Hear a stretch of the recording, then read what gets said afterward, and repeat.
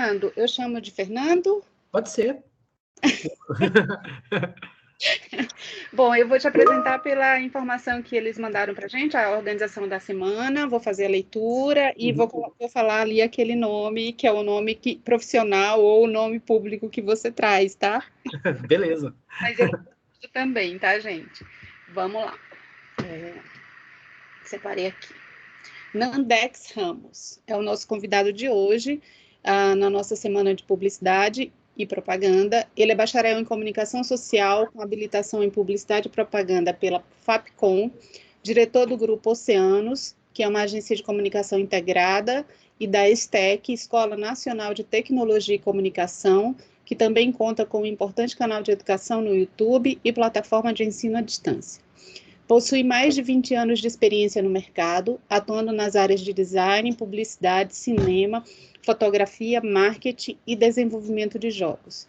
Mais de 6 anos de carreira acadêmica, lecionando mais de 110 disciplinas para cursos técnicos, tecnólogos, bacharelado e pós-graduação em instituições de ensino como a UX, Impacta, IBTA, ETEC, Unileia.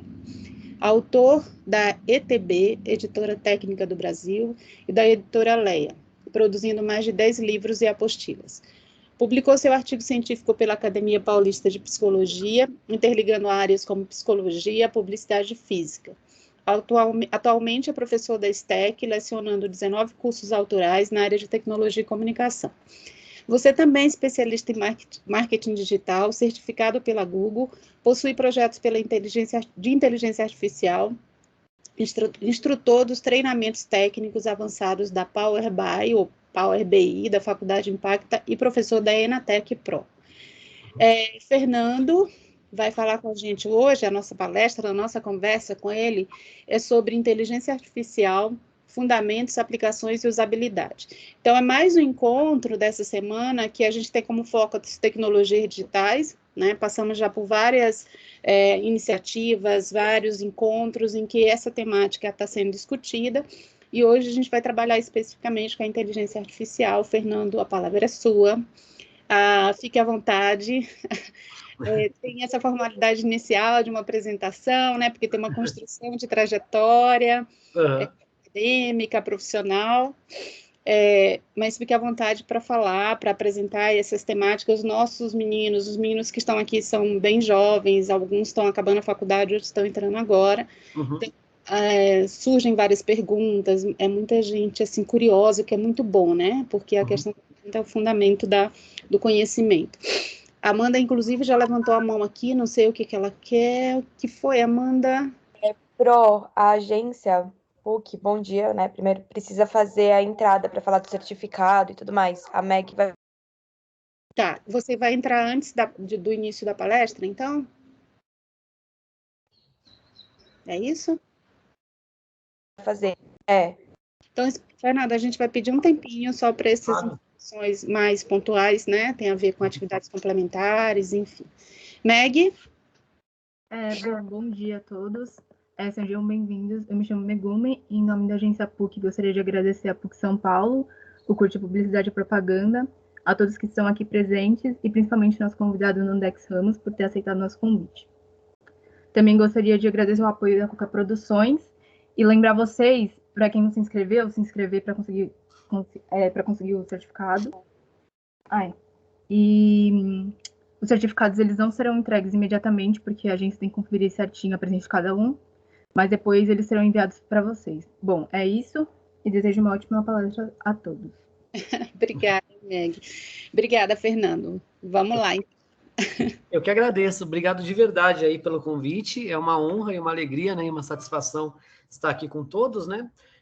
A gente vai falar um pouco sobre inteligência artificial hoje, ele é um assunto muito longo, né? Ele é complexo, ele é extenso, ele é muito importante no cotidiano, né? Já é algo que tem há uns anos de pesquisa, né?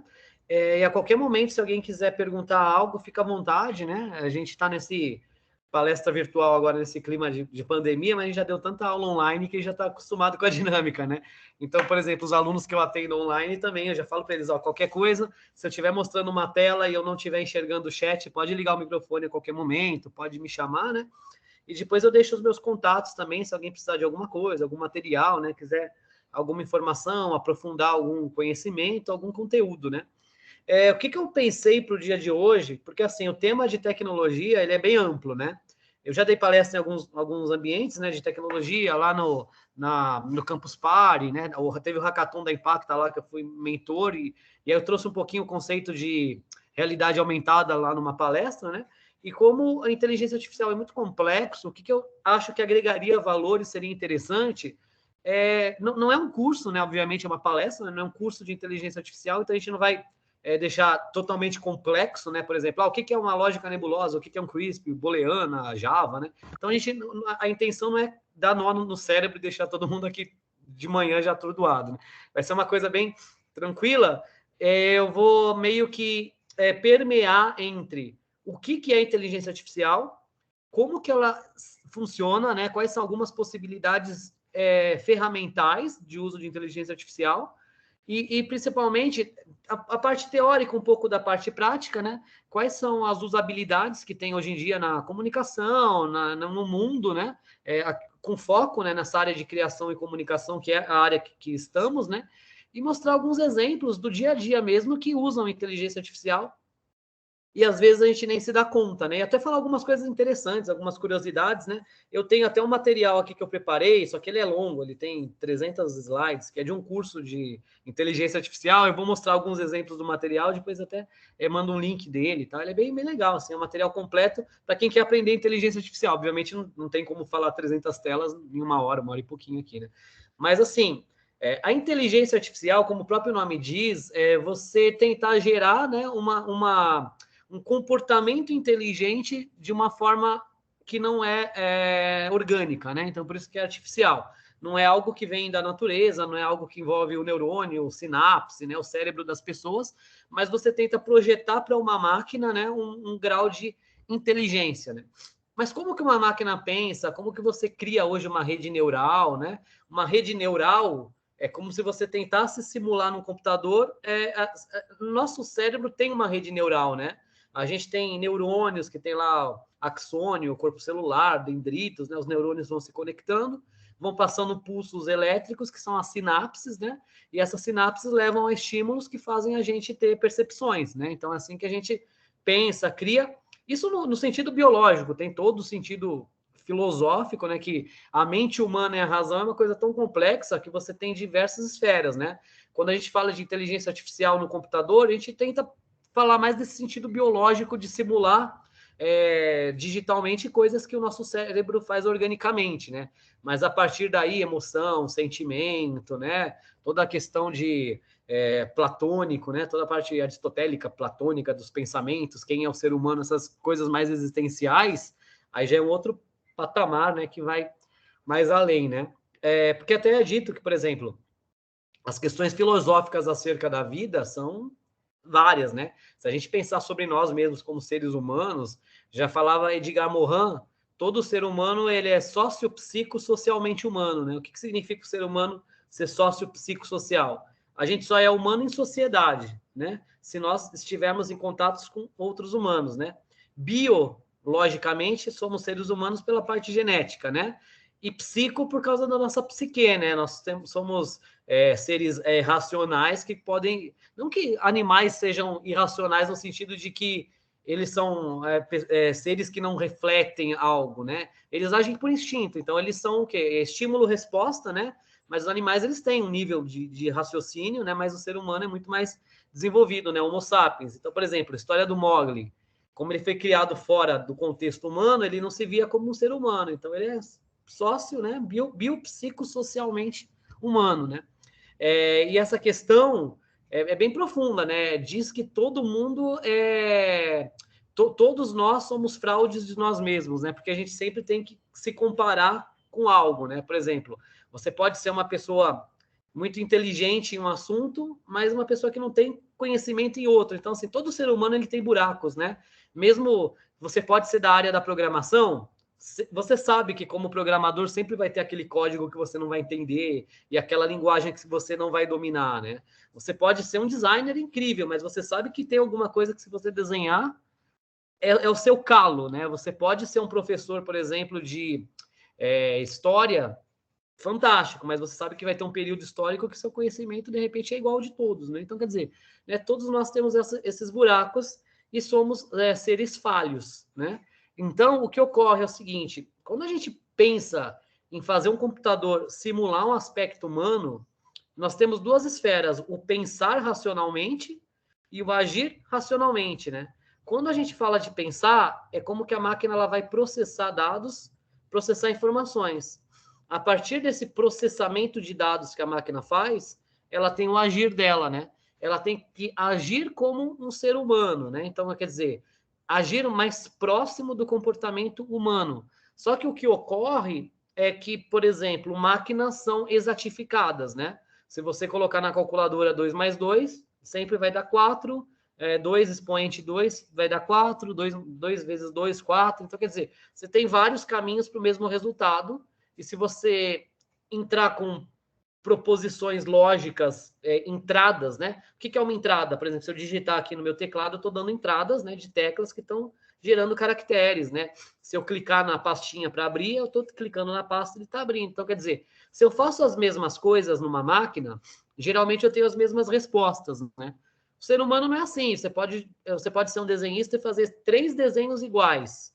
Cada um vai sair diferente, né? Tanto é que é dito que das artes, o teatro é a única que mantém o que a gente chama de hic et nunc, que é o aqui e agora, né? Quando você vê um filme, ele é filmado, editado e projetado. Então, todas as vezes que você vê o filme, vai ser igual. Agora, uma peça de teatro, ele tem o aqui e agora, né? O hic et nunc.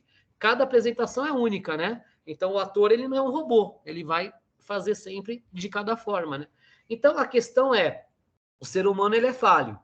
Então, talvez se você fizer um cálculo de cabeça, você pode até dominar cálculos, né? Mas se você fizer ele muito rápido, às vezes você vai errar, às vezes você vai se confundir, né? Então, uma questão interessante e legal é que, assim, quando a gente pensa em inteligência artificial, que é dar um grau de processamento inteligente de escolhas para uma máquina, quanto mais próximo você quer que ela chegue perto do pensamento humano, você tem que ensinar a máquina a errar também, né? Isso é uma coisa engraçada, porque geralmente você quer programar sistemas para serem perfeitos, né? Só que quando você faz algo que é perfeito demais, não soa real, né?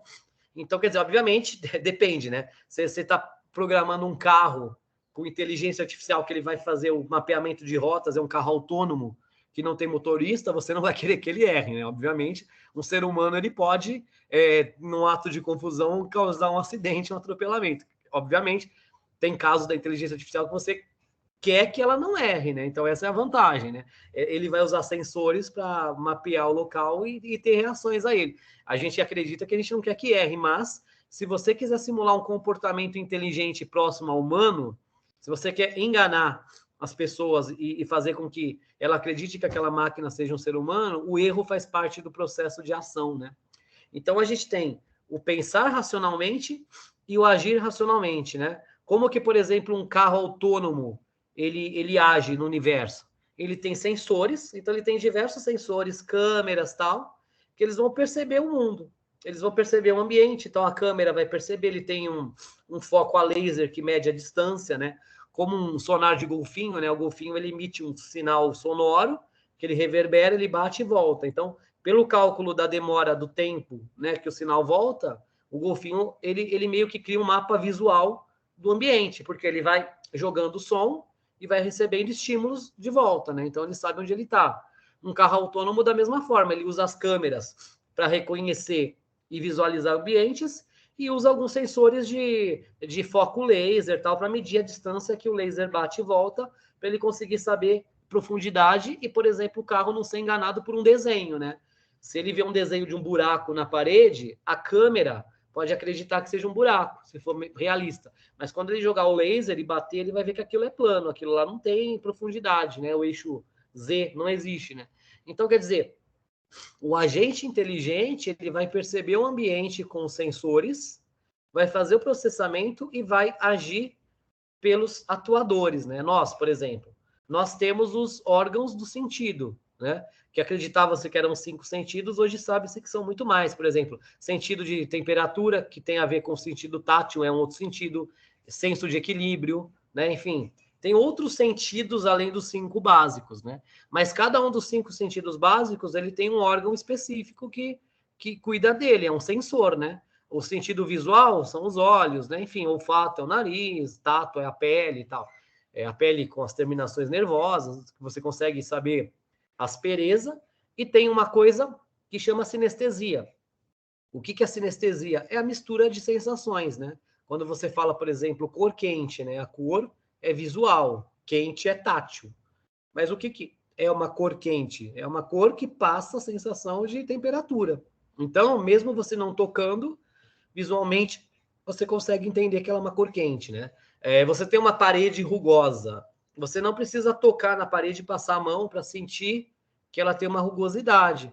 Você pode ver as nuances de sombra e luz, né? Quando você tem uma superfície que ela não é plana, ela é áspera, e você projeta um raio luminoso, né? Inclinado incidentalmente, tipo, você tem uma montanha, a luz bate desse lado, gera uma sombra aqui, né? Então você vê as sombras e luzes, você entende a aspereza da parede usando o seu sensor visual. Obviamente, isso pode te enganar, porque pode ser uma pintura, né, que a parede seja plana e tenha pintado sombras e luzes. Aí você precisa de um outro órgão, você precisa do tato para, né, ver que realmente é.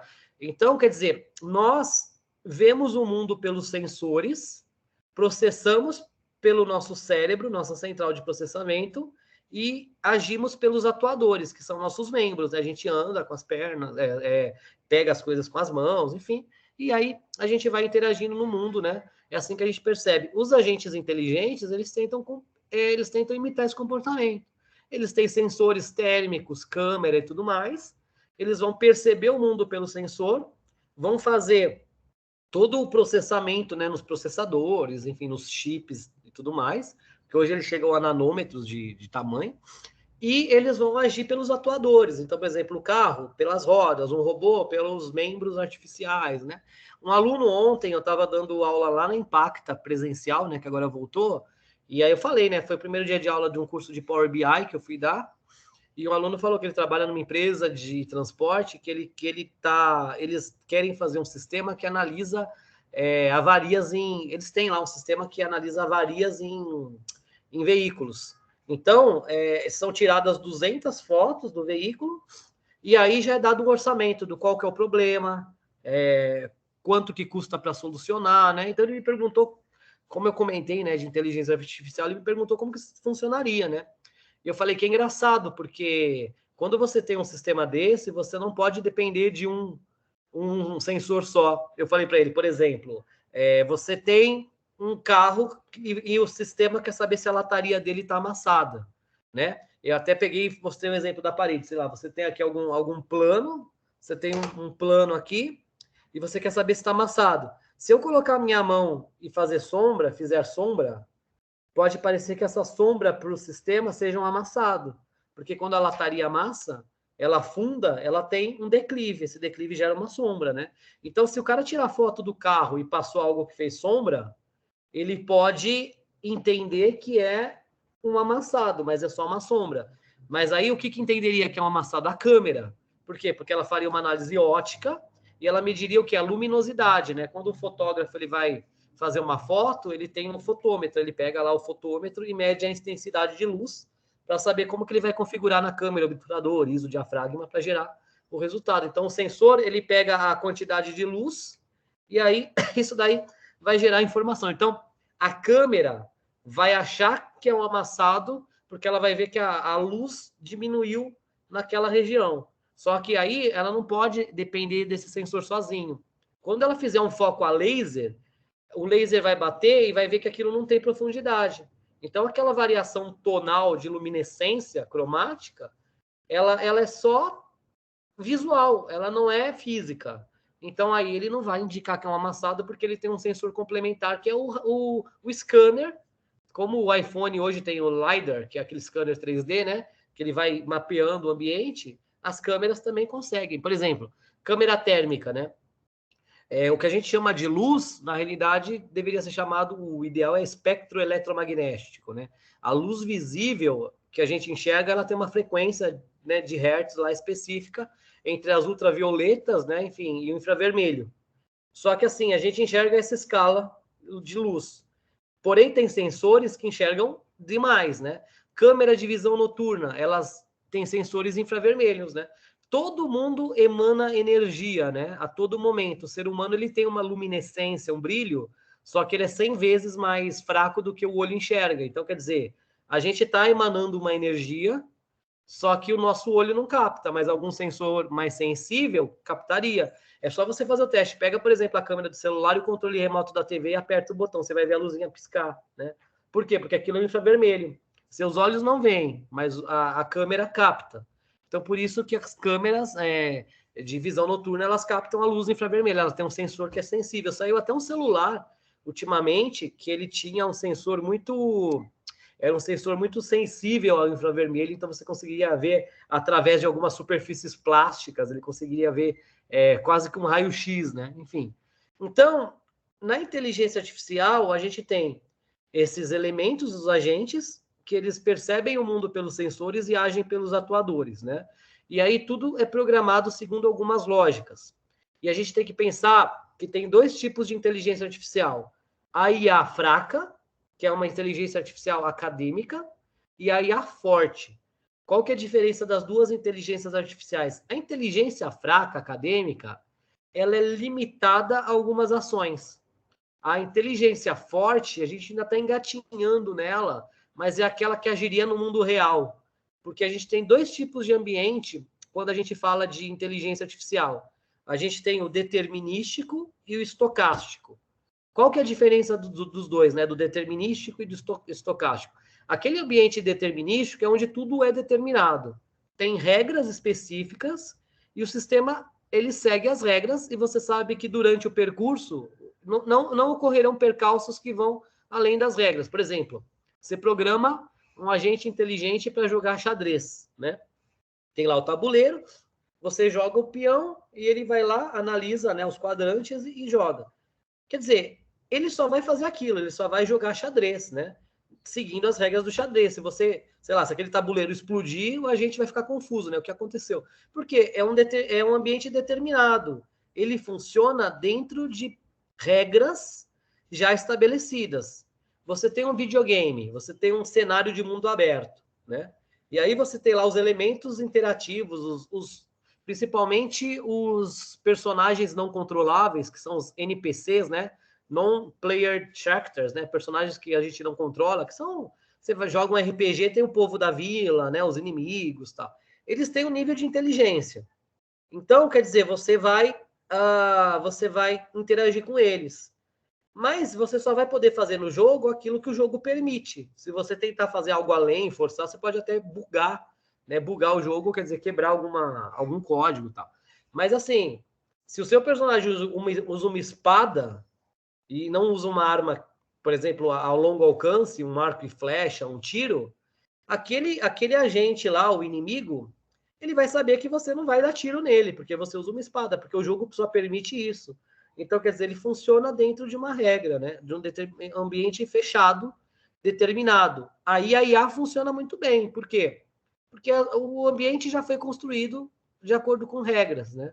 Agora, o ambiente real, o mundo real, ele é estocástico. Quer dizer, você não sabe o que vai acontecer, né? O carro está dirigindo na rua, pode ser que do nada tenha um buraco, do nada alguém pule na frente dele, sei lá, do lado aconteça um acidente, tem alagamento, quer dizer, o carro ele não prevê aquilo, as coisas vão acontecendo de forma randômica, né? Nessa causalidade da vida, né?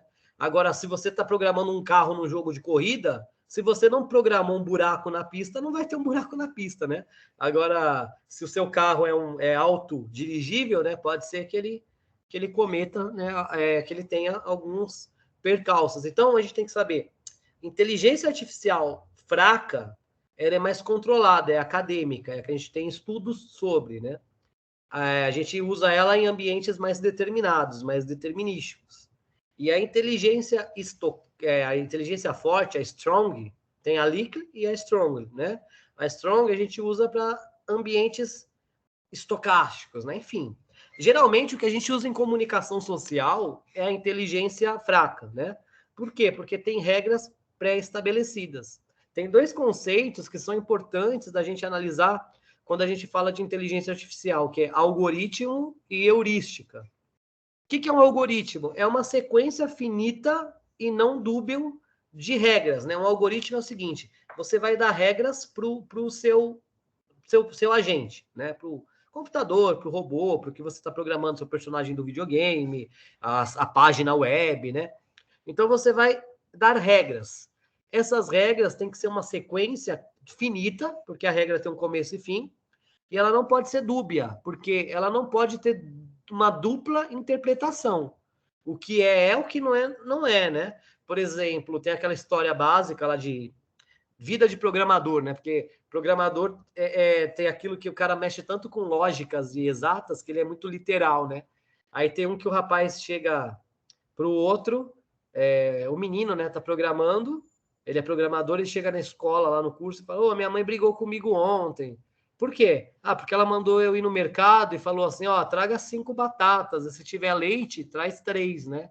Aí cheguei lá, tinha leite, aí eu trouxe 3 batatas, e eu não entendi porque que ela brigou comigo, né? Obviamente, né? A mãe disse, ó, vá no mercado e traga 5 batatas, se tiver 3, traga 3 leites, né? Aí ele achou, tem leite, então eu quero 3 batatas. Então, quer dizer, não pode ter abertura para dupla interpretação, porque se o sistema ele vê que tem 2 variáveis que ele poderia escolher e ele não sabe qual que ele vai usar, ele trava, né? Porque ele não vai conseguir optar por uma, a não ser que você tenha um nível de hierarquia entre as variáveis, né? Então, isso é um algoritmo, é uma sequência de instruções. Eu vou mostrar um exemplo aqui, não vou me aprofundar em linguagens de programação, mas assim, quem quiser aprender inteligência artificial, você não precisa começar aprendendo a linguagem, tá, de programação. Você pode começar a aprender os cálculos, os raciocínios lógicos, tá? Eu vou ensinar um pouquinho hoje algumas coisas disso, a gente vai ver alguns exemplos. Não vou usar como exemplo programação para não ficar nada maçante, pesado, mas você pode usar JavaScript, Python, C Sharp, enfim, né, algumas Swift. Tem um software legal que chama Portugal, que é para quem quer aprender programação e não quer aprender linguagem, ele vai trabalhar com as lógicas. E, por exemplo, quem for desenvolver games, quem for desenvolver jogos, tem algumas engines que são legais. Tem a Unreal Engine, que faz God of War, aqueles jogos 3D. Tem a Unity, que é muito legal. Tem a Game Maker. E tem engines que elas não dependem que você tenha um conhecimento de programação. Tem, por exemplo, uma engine de games que chama Construct 3. Você pode criar um jogo sem programar, você pode só indicar lógicas, né? Eu até tenho um exemplo aqui de um projeto que eu estou fazendo, que me encomendaram, eu até vou mostrar como que as lógicas funcionam, e a gente vai entender um pouco dessa questão, né? Então, como que funciona? Toda inteligência artificial você dá uma entrada, você coloca uma regra, que é um algoritmo, que é uma sequência de informações, e essa sequência é atrelada a uma regra. A essa regra a gente chama o nome de heurística. Heurística é o processo. Por exemplo, tem um problema. O computador tem que solucionar um problema. Então você coloca um algoritmo que ele tem que solucionar um problema. A forma que ele vai achar uma regra que faça essa solução da melhor forma, a gente chama de heurística, né? É a solução, né? É a regra que soluciona o problema que você programou pelo algoritmo, né? E aí você tem assim, você tem casos de verdadeiro e falso. Verdadeiro e falso, quer dizer, vamos supor que você tem uma tabela e você quer separar os meses do ano em semestre. Então você fala assim, se o número do mês for maior ou igual a 7, eu quero que na tabela me traga a informação que é semestre 2. Se não, semestre 1, né? Então, se o número do mês é maior ou igual a 7 ou maior que 6, que dá na mesma, né? Maior ou igual a 7, maior que 6 é igual, né? Então, se o número do mês é maior que 6, ele é do segundo semestre. Se não, ele é do primeiro, né? Então, esse senão é o resultado falso, né? Então, se o número do mês é 8, vale para a regra que ele é maior que 6? Vale. Então, é true, verdade, semestre 2. Se não, se o resultado for falso, se for 2, por exemplo, não é maior que 6. Então, é 1. Então, tem essa lógica de verdadeiro falso, que é o código binário, né? Ele funciona com 0 e 1, né? Você tem o ligado e desligado, né? 0, desligado, 1, ligado, verdadeiro, falso. Isso chama lógica booleana, que é em homenagem ao algebrista, né, ao Boole, né? Então, que fez essa lógica booleana, que ela trabalha com esse if-else, que a gente faz na programação. Se, então. Por exemplo, você tem um jogo do Super Mario. Se ele bater de frente com o inimigo, ele morre. Só que se ele pular na cabeça do inimigo, é o inimigo que morre. Então, você tem duas situações. Quando você tem um jogo, você tem a imagem do personagem, que a gente chama de sprite. Então, você tem lá o sprite do personagem, que é o bonequinho do Mario, e o sprite do inimigo. Quando as duas colidem, na colisão, porque você define eixos de colisão, você tem duas situações. Ou o seu personagem vai morrer, ou o inimigo vai morrer. O que depende disso? O que vai garantir quem morre? Por exemplo, você tem o plano cartesiano. Você tem o eixo X das abscissas e o eixo Y das ordenadas, né? Então tem o eixo Y e o eixo X. Quando o Mario pula, ele desloca no eixo Y, né? Então, se ele colidiu com a sprite do personagem e o eixo Y dos dois é igual, quer dizer que o Mario bateu de frente, então ele morre. Agora, se ele pulou em cima do personagem, o eixo Y dele é superior ao Y do personagem. Então, aí é o personagem que morre, né? Então, quer dizer, é essa lógica booleana, né? Se o sprite do personagem colidir com o do inimigo, o que ocorre? Aí você coloca condições. Se o eixo Y do personagem for igual ao do inimigo, o personagem morre. Se o eixo Y do personagem for maior do que o do inimigo, na colisão, o inimigo morre, porque é a forma que o sistema vai entender que ele pulou em cima, né? Que ele pulou na cabeça, né? Então, tudo hoje que envolve inteligência artificial é uma programação. São códigos, são algoritmos, né? Tudo que geram essa interatividade, né?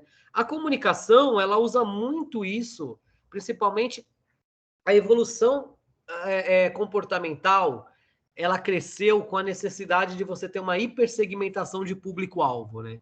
Antigamente, bastava você falar assim, meu público-alvo da minha campanha são jovens de classe BC do centro de São Paulo. Então, você tem o perfil demográfico, né? Você tem, sei lá, eu quero fazer uma campanha para meninas da classe C de São Paulo. Então, você tem o demográfico, né? Idade, sexo, classe social e região. Só que hoje isso não funciona mais. Por quê?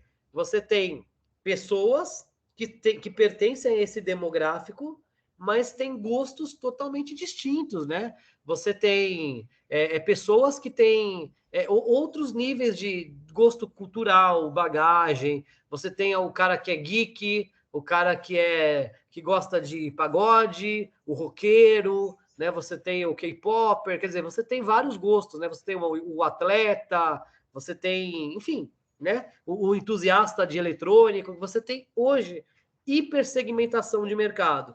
Dessa forma, o demográfico ele já não se faz mais totalmente eficiente. Você tem nichos, tribos, né?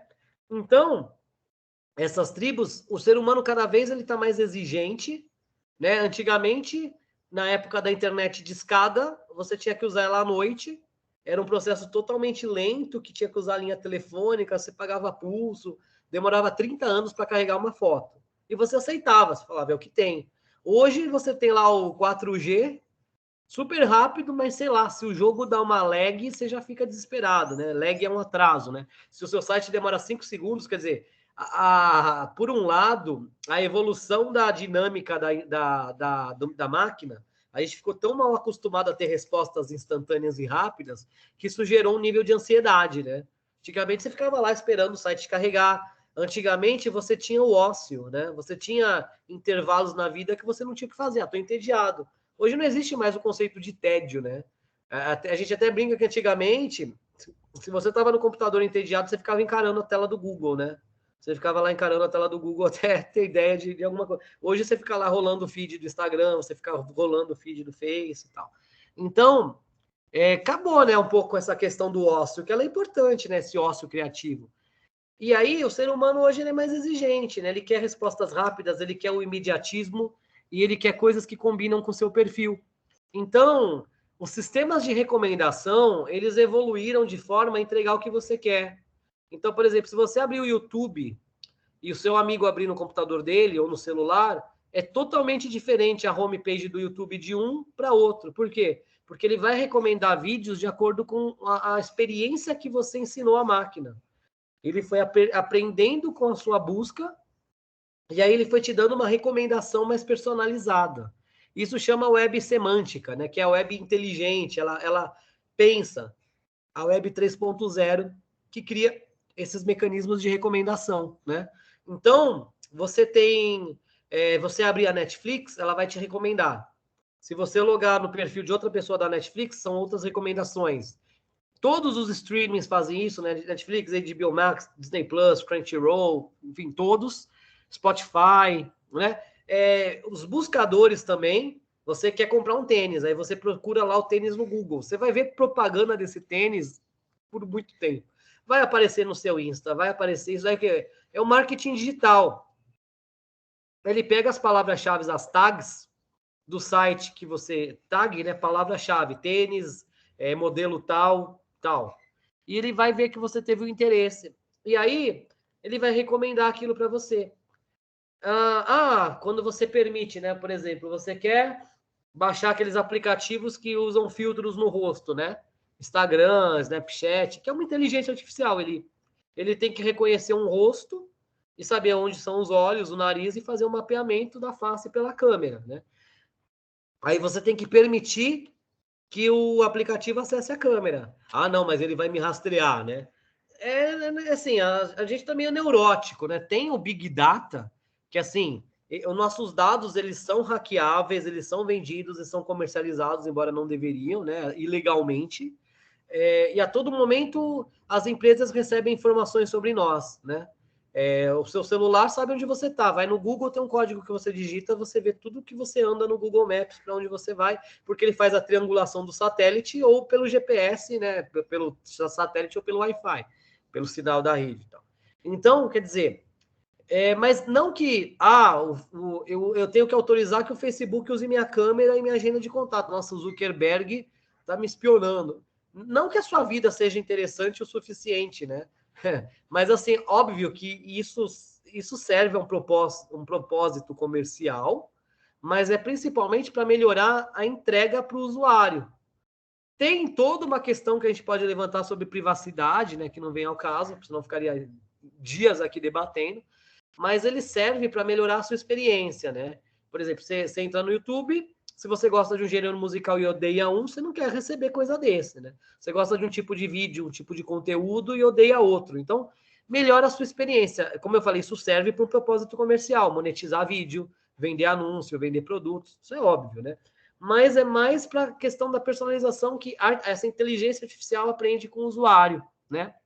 Então, óbvio que teve casos polêmicos. Teve uma época que a Samsung foi processada porque foi constatado que as TVs espionavam pelas câmeras e microfones durante os intervalos comerciais as conversas do público, sem pedir permissão. Horrível, né? Então, é só você olhar. Tem uma foto do Mark Zuckerberg que ele tem um adesivo colado na câmera do computador dele. Aí você já pensa, então, algo de errado não está certo, né? Se o Zuckerberg ele tem um adesivo na webcam, né? Quer dizer, se a pessoa que cria o sistema se protege desse sistema, né? Aí tem problema, né? Mas, assim, sim, sempre vai ter essa questão a ser levantada sobre a privacidade, sempre vai ter todo esse tipo de mecanismo. Mas a inteligência artificial, essa web que aprende, ela quer recomendar coisas de forma mais intuitiva para nós, né? Só que assim, tem um problema, né? Por um caso, levantando de novo a questão, debates mais filosóficos, você cria uma bolha, né? Tem aquela questão que no Facebook dificilmente você vai receber postagens de argumentos contrários aos seus. Então, por exemplo, você tem uma visão política e você compartilha muita coisa sobre aquilo, é mais provável que você receba posts de pessoas que compactuem com a sua visão. Então, isso pode te alienar, né? Gera uma bolha que tem um mundo aqui fora que não é mostrado a você, né? Teve já debates, teve processos contra isso. O Facebook, isso aí até influenciou votações políticas, teve todo aquele processo do Mark Zuckerberg, né? Parecia um alienígena, um tribunal, né? Parecia um reptiliano lá. Enfim, tem isso, mas é inteligência artificial para melhorar a entrega e o tipo de serviço prestado a você. A Amazon, o que é um projeto que a Amazon estuda há alguns anos? É entregar o produto para você, não entregar, mas enviar, meio que enviar antes de você comprar. Como assim? Como que a Amazon vai mandar um produto para mim antes de eu comprar? É o seguinte, por vários mecanismos e códigos instalados no site da Amazon, ela tem um perfil que ela consegue medir o seu comportamento e saber se você quer ou não comprar um produto. Quantas vezes você viu? Quanto tempo você ficou naquela página?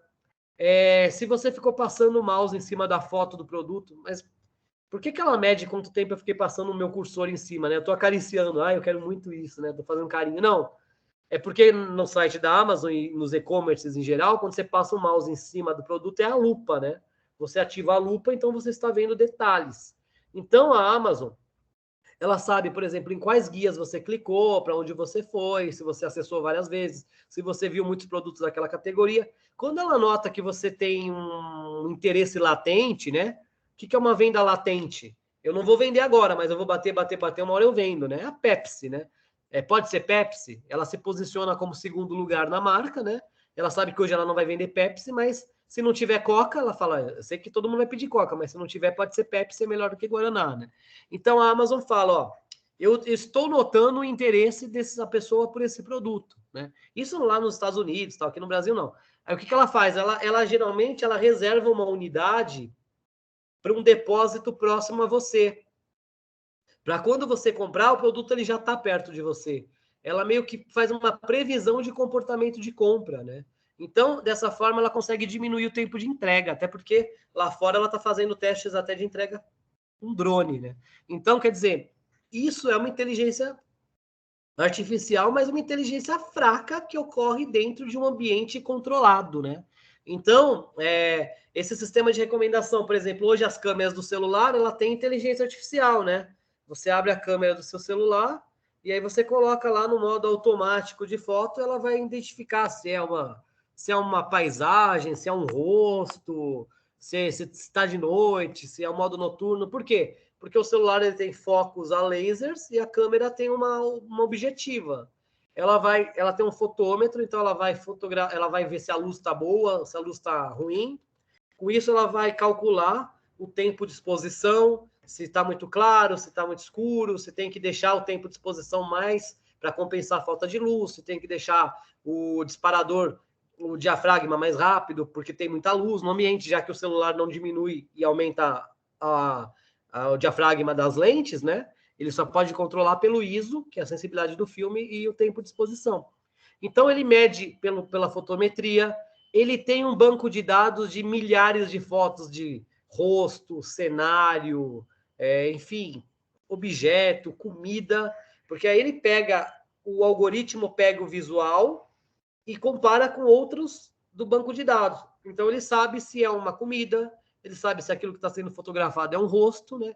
E, mediante isso, ele configura a câmera de uma forma que fique mais entregável o resultado, né? A entrega fica melhor. Por exemplo, carro, é legal deixar menor o tempo de exposição para valorizar a cor e a textura da lataria, né?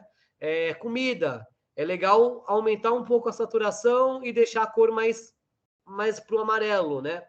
Mais fria para parecer mais apetitoso. Eu falei cor fria, é só fazer um parênteses aqui, porque assim, a gente tem aquela questão de vermelho é quente e azul é frio, né? Então você vê um ambiente azulado, parece que está gelado, um ambiente vermelho parece que está calor, né? Mas isso aí é uma percepção visual atrelada ao design e a uma constância perceptiva, né? O que é uma constância perceptiva? É aquilo que a gente percebe constantemente, é um clichê, né? Então, por clichê, o azul é frio e o vermelho é quente. Mas quando a gente vai para a física e a gente fala de temperatura em Kelvin e tal, é ao contrário, tá? As luzes azuis e brancas são mais quentes que as vermelhas. Parece loucura, mas na luz é inverso, né? Então, na fotografia, quando você tem uma luz azul, é uma luz quente, uma luz vermelha é uma luz fria. É só você olhar, a chama mais quente do fogão é azul. Quando o fogo está apagando, ele fica vermelho, né? Por isso a preocupação do sol estar avermelhado, né? Quanto mais avermelhado o sol está, é que ele está mais próximo do fim, e aí vai ter um bólido lá da estrela que ela vai explodir e levar o universo, mas daqui milhões de anos. Então é assim que os cientistas eles calculam, por exemplo, o tempo de vida de uma estrela, né? Ele vê a cor da luminescência. Uma estrela nova, forte, radiante, ela é branca, azulada. Quando ela está morrendo, ela está apagando, ficando avermelhada, né? Então, as câmeras do celular têm inteligência artificial. Você tem alguns aplicativos hoje, e é muito legal, os aplicativos hoje, eles conseguem você fazer o seu celular ter uma inteligência artificial e você automatizar ele para algumas coisas. Por exemplo, quando você estiver num raio de tantos quilômetros da sua casa, tantos metros, você quer que o celular ative o Wi-Fi e desligue os dados móveis. Quando você quer que, sei lá, você entra no carro, ele já coloca no modo para dirigir. Quando você estiver no horário de aula, o celular vai entrar no silencioso. Então, tem um aplicativo que chama Macrodroid. Quem quiser anotar, chama Macrodroid, que você cria macros e você consegue... Esse aqui, ó, Macrodroid. Você cria macros e você consegue personalizar o seu celular. Você consegue colocar macro, fazer variáveis. Então, você faz aqui... por exemplo, se eu agitar o meu dispositivo, ele vai ligar a lanterna. Eu fiz uma macro aqui, que se eu pegar o meu celular, ó, quando o meu dispositivo for agitado, e a lanterna vai estar em segundo plano, ela vai ser ativada, né? Eu desativei essa macro aqui, mas, por exemplo, se eu ativar ela, tecnicamente, se eu chacoalhar meu celular, ele vai... É que eu deixar desativado, mas se eu chacoalhar o telefone, ele vai ativar a lanterna, igual o Motorola faz, né? Por que eu desativei? Porque às vezes você não quer ligar a lanterna, às vezes você está correndo na rua e a sua lanterna liga no bolso, então eu deixei isso desabilitado, mas se habilitar, você chacoalha o celular, a lanterna liga. Então, quer dizer, isso aqui são lógicas, né? Você está dando regras heurísticas para, se o meu celular não identificar um sinal de Wi-Fi, ele vai ligar os dados móveis. Então, chama Macrodroid, tá? Aí, a gente tem também algumas outras questões levadas na comunicação. Totens. Tem estudos já de mercados que a pessoa, por exemplo, o consumidor, ele vai entrar no supermercado e vai ter um totem. Esse totem tem uma câmera. A câmera vai fazer a análise facial do cliente. E ele vai tentar presumir a idade, o sexo, enfim. Ele vai olhar e falar, é um menino jovem, sei lá, uma senhora idosa, tá? E aí ele vai tentar recomendar produtos que combinariam com o seu perfil, né? Então, são totens inteligentes que há estudos para aplicação em mercado. Eu vou compartilhar aqui a tela, e isso leva a alguns conceitos que o marketing chama de buyer persona, né? O que é buyer persona, né? O que é uma persona? Uma persona é um avatar. Sabe o filme Avatar, do James Cameron, que pegou o roteiro do Pocahontas, misturou com os Smurfs? Então, quando o cara tá lá no ambiente do Avatar, não é ele que tá, é um boneco, né? É uma representação dele. É a personificação dele, né? Então, ele tá lá dentro e o boneco azul tá lá representando ele, né? Bem como no Matrix, né? Então, isso chama avatar, é uma persona, né?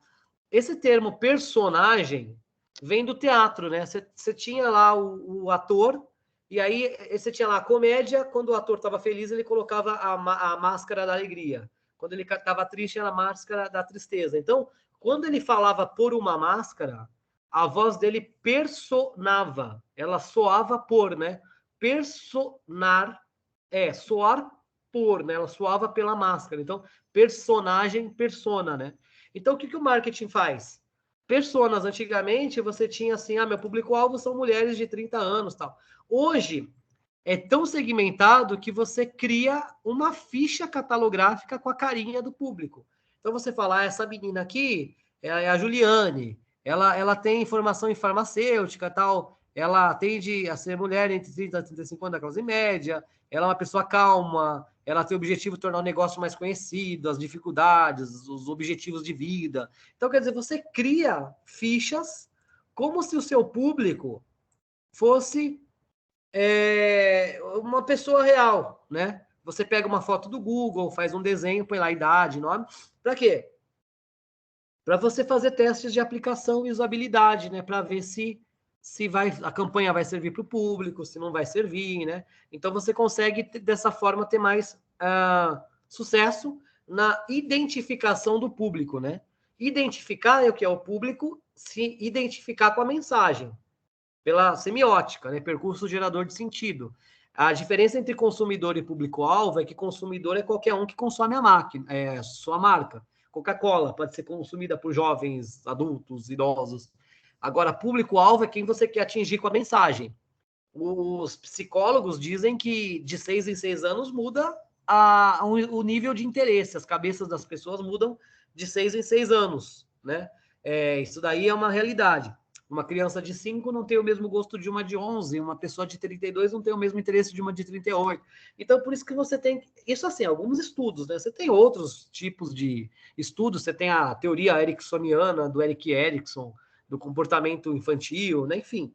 Mas você tem que separar o seu público em grupos, né? De público-alvo para a mensagem ser compatível, né? Então, isso aqui gera persona que vem das recomendações da inteligência artificial da web semântica. Vamos ver alguns exemplos. Eu trouxe aqui para vocês essa apostilinha. A maioria das coisas aqui eu já estou falando para vocês, mas tem alguns exemplos aqui que, por exemplo, o jogo do Pac-Man, parece que o fantasma tem uma inteligência artificial que segue você, mas na realidade, cada fantasma ele tem um padrão de comportamento. Tem um fantasma que ele vai andar aleatoriamente pelo cenário, tem um que ele vai sempre calcular a maior rota até você, tem um que vai calcular sempre a menor rota até você.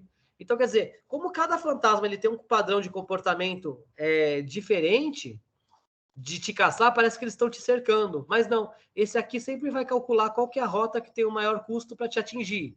Esse aqui vai calcular qual rota está mais perto. Então, esse aqui vai te seguir, esse aqui vai te cercar, esse aqui vai andar aleatório pelo mapa, enfim. É engraçado que, por exemplo, hoje os jogos têm níveis de dificuldade, né? Você tem lá nível fácil, nível difícil, né? Mas essa questão de níveis de dificuldade no jogo veio de um bug. Um bug é o quê? Um problema grave, né? Um problema no código, um bug, bugou, deu problema. Vem lá de uma época em que os computadores eles eram máquinas analógicas de manivela, e uma vez um inseto ficou preso no sistema do computador e deu problema lá, queimou a placa tal, porque foi um inseto que ficou preso, então foi um bug, né? Inseto em inglês. Como o inseto entrou na engrenagem e deu problema no computador, a gente adotou esse termo bug, né? Teve o bug do milênio e tal. Então, olha que interessante. Antigamente, os computadores eram muito precários. Então, como eles eram precários, as coisas eram muito lentas, né? Então, quando você está jogando esse game que é Space Invaders, você tem aqui alguns alienígenas e uma navinha aqui. Essa nave ela vai matando os alienígenas. E quanto menos alienígena tem, o jogo fica mais difícil. Eles vão andando mais rápido. Parece que isso foi algo proposital, né? Para aumentar o nível de dificuldade no jogo, o replay, né? Você jogar de novo. Mas isso aí foi um bug. Por quê? Quando você tem muitos sprites na tela, muitos elementos, o sistema ficava pesado, então tudo mexia devagar. Conforme você mata os alienígenas, você vai liberando memória, o sistema fica mais fluido, então eles andam mais rápido, porque tem menos elementos na tela. Então parece que foi algo pensado, mas foi um bug que no final deu certo e eles acabaram mantendo, eles acabaram deixando esse bug aí, né? Tem vários tipos de jogos que usam inteligência artificial, né? Enfim, ele vai perceber o ambiente, vai pensar e vai atuar, né? Percepção, raciocínio e ação. E aí tem algumas lógicas que a gente tem, por exemplo, tem a lógica booleana, que eu falei para vocês que é essa lógica de verdadeiro e falso, né? Então aqui você tem os ambientes que são determinísticos, determinados como xadrez, e os elementos mais estocásticos. Então, quer dizer, o agente ele vai perceber o mundo pelo sensor e vai ter um comportamento pelos atuadores tomar as ações, né? É assim que funciona um carro autônomo, né? Enfim. E aqui tem os tipos de ambiente determinísticos e estocásticos, que eu já expliquei para vocês, né? Mas aí tem algumas questões que é interessante a gente ver, que eu quero mostrar para vocês, que é o seguinte, nada muito complexo, tá? Só para a gente não entender, mas assim, tem uma coisa que chama campo potencial. você tem uma forma de fazer uma inteligência artificial que chama pathfinding. O que é um pathfinding? Path, P-A-T-H, de caminho em inglês, e find, de localizar. Então, sei lá, você tem um jogo e seu personagem está aqui. E você quer chegar até aqui. Você clica aqui, ó. Então, o seu personagem tem que vir daqui até aqui. Ele vai traçar uma rota que faça com que ele chegue no objetivo. Só que aí tem um obstáculo no caminho. Por exemplo, aqui tem uma montanha, ele tem que contornar essa montanha para chegar até aqui. Então, o que ocorre? Ele gera campos potenciais, sabe? Imã. Né? Você tem ímãs, que eles têm campos potenciais. Então, funciona da seguinte forma. Deixa eu ativar aqui a minha câmera de novo. Ó. Você tem lá o seu personagem e ele vai ganhar uma carga. A gente sabe que polos iguais repelem, polos diferentes atraem. Vamos supor que o seu personagem está parado. Ele tem uma carga neutra. Aí você tem aqui um lugar do mapa que você clica. Eu quero que ele vá para cá. A partir disso, esse lugar que você clicou, ele vai ter uma carga positiva. Seu personagem vai ter que ter uma oposta para ser atraído com um ímã. Então ele vai ser, sei lá, negativo. Então o seu personagem ele vai ser atraído, ele vai vir. Só que no meio do caminho tem uma montanha. Essa montanha ela vai ter uma carga igual ao seu personagem. Então, ele vai ser repelido pela montanha. Então, você tem o seu personagem aqui, é como se ele fosse uma moeda, e um ímã poderoso aqui. E ele é um ímã também, né? Então, os dois são ímãs. E ele está desse lado aqui, né? Então, ele está, ao contrário, ele está sendo atraído. E aqui no meio tem um ímã que tem a mesma carga dele. Ele vai ser atraído para cá, enquanto ele desvia desse, né? Parece um pouco aquele movimento oblíquo uniformemente variado, né? Uma parábola, né? Que a gente vê lá na álgebra da matemática, um paraboloide, né? Você joga alguma coisa, né? Então aquilo lá vai se deslocar no eixo Y até uma velocidade, daí a velocidade zero e aquilo começa a cair, né? Movimento oblíquo uniformemente variado, né? Você está num carro, joga uma moeda para cima, né? O carro está andando no eixo X, né? Quando você joga a moeda para cima no carro, por que ela cai na sua mão, ela não fica lá para trás, né? Você pular dentro de um ônibus, você não vai parar no fundo. Por quê? Você acha que você pulou só assim. Mas como o ônibus está deslocando na horizontal, então você pulou assim, né? Porque o ônibus estava andando, você pulou para o lado e para cima, né? Então, ele vai desviar do campo potencial. Tem até um exemplo aqui para mostrar para vocês, que é o seguinte, eu estou fazendo um joguinho aqui, que é para uma senhora lá que ela está fazendo doutorado, ela precisa apresentar um projeto, tá? Esse jogo aqui, ele ainda está bem no alfa ainda. Eu ainda tenho que... Ele está no protótipo. Eu desenhei aqui o personagem, fiz o desenho dos sprites dele e fiz aqui as animações dele para a direita. Então a gente tem aqui ele movendo, né, o movimento dele para a direita, para a esquerda, de frente, né, aqui, ó, ele descendo, andando. Sprite por sprite, ele de costas, né? Então ele aqui subindo aqui, né? Então, enfim. É só que assim, não está programado ainda esses movimentos. Ele parado, ele fica fazendo isso aqui, né? Ó. Aí eu desenhei um dado aqui, desenhei aqui várias telas do dado, ó. Tela a tela desenhado para parecer que ele está girando em 3D, né? Então fiz aqui 51 desenhos do dado. Aí o que acontece? Vai ser um jogo tabuleiro. Você vai rolar o dado e o número que cair aqui, ele tem que andar até a casa. Esse aqui é o Construct 3, que é aquele site que eu falei. Quem quer... como essa senhora ela não sabe programar, ela pediu se poderia ser um software que ela pudesse ver o jogo sem ter que mexer diretamente com programação. Você pode colocar programação aqui no Construct, mas não é necessário. Então, o que acontece? O personagem ele tem uma identidade, um ID, que é um código de identificação. Então, ele tem um ID dele aqui, que quando o jogo começa, ele está zerado. Ó. O ID do personagem é 0. E a casa, essa aqui tem o ID 1, essa aqui tem o ID 2, essa aqui tem o ID 3, essa aqui tem o 4, essa aqui tem o 5 e assim por diante, até a casa 19 aqui, que é a última. Quando você rola o dado, eu fiz o seguinte, ó, eu fiz uma lógica aqui, que assim, quando você clicar no botão, ó, tem um botão aqui no jogo, que é o botão de girar dado, tá? Então, ó, só para vocês terem uma ideia, ó, deixa eu dar um play aqui, ó. Tem um botão aqui que é o botão de girar dado, ó, tá vendo? Eu dou OK, ele vai girar 3 e o personagem vai andar 3 casas. Ele poderia aparecer em cima da casa, mas eu quis dificultar, eu quis que ele andasse até a casa, né? Então você clica aqui 2, ele vai andar até a casinha vermelha. Quando ele está em colisão com a vermelha, ele volta, ele deveria vir para baixo, ainda vou programar. Aí ele cai na casa da pergunta, aí você responde aqui a pergunta. Se você acertou, vai para uma roleta, enfim, tem várias coisas aqui que a gente vai ter minigame, tipo Mario Party, né? É um jogo educativo de probabilidade. Como que isso funciona? E aí, como ele errou a pergunta, ele perdeu um ponto aqui. Eu fiz uma variável aqui, que é valor do dado. E eu falei que o seguinte, quando eu clicar nesse botão aqui de girar dado, esse dado ele tem algumas animações. A animação 0 é ele girando, e aí tem a animação 1, que é fácil 1, 2, que é 2, 3, 4, 5, 6, enfim. Quando eu clicar no botão de OK, o sistema vai esperar 1 segundo e ele vai definir uma animação que seja randômica entre 1, 2, 3, 4, 5 e 6. Então, ele vai sair da animação 0, que é o dado girando, e vai escolher uma dessas aqui. Isso aqui, se o menino ele tiver com a animação de parado e ele não estiver andando. Senão a criança vai ficar clicando no OK toda hora, né?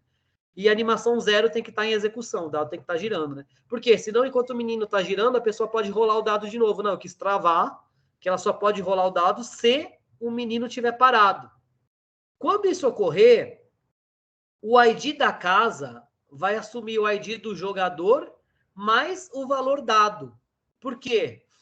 A todo momento, o sistema ele vai jogar nessa variável valor dado o nome da animação, 1, 2, 3. Então, a todo momento, o sistema ele vai pegar essa variável valor dado e vai jogar o nome da animação. Então, se caiu na animação, se o dado está rodando, ele está na animação 0, porque a animação do dado rodando, eu deixei ela como animação 0. Ó. É a animação que o dado roda. Aí você clicou, caiu na animação 4, que é essa face, o sistema ele vai fazer com que essa variável aqui, valor dado, vire 4. Então, a todo momento, o sistema vai ficar jogando o valor da animação do dado como essa ID. Quando você clica no botão, o sistema vai fazer com que o ID da casa seja igual ao ID do jogador, mais o valor do dado. E quando o personagem está em cima da casinha, o ID do personagem vai ser igual ao ID da casa. Beleza. O que significa tudo isso?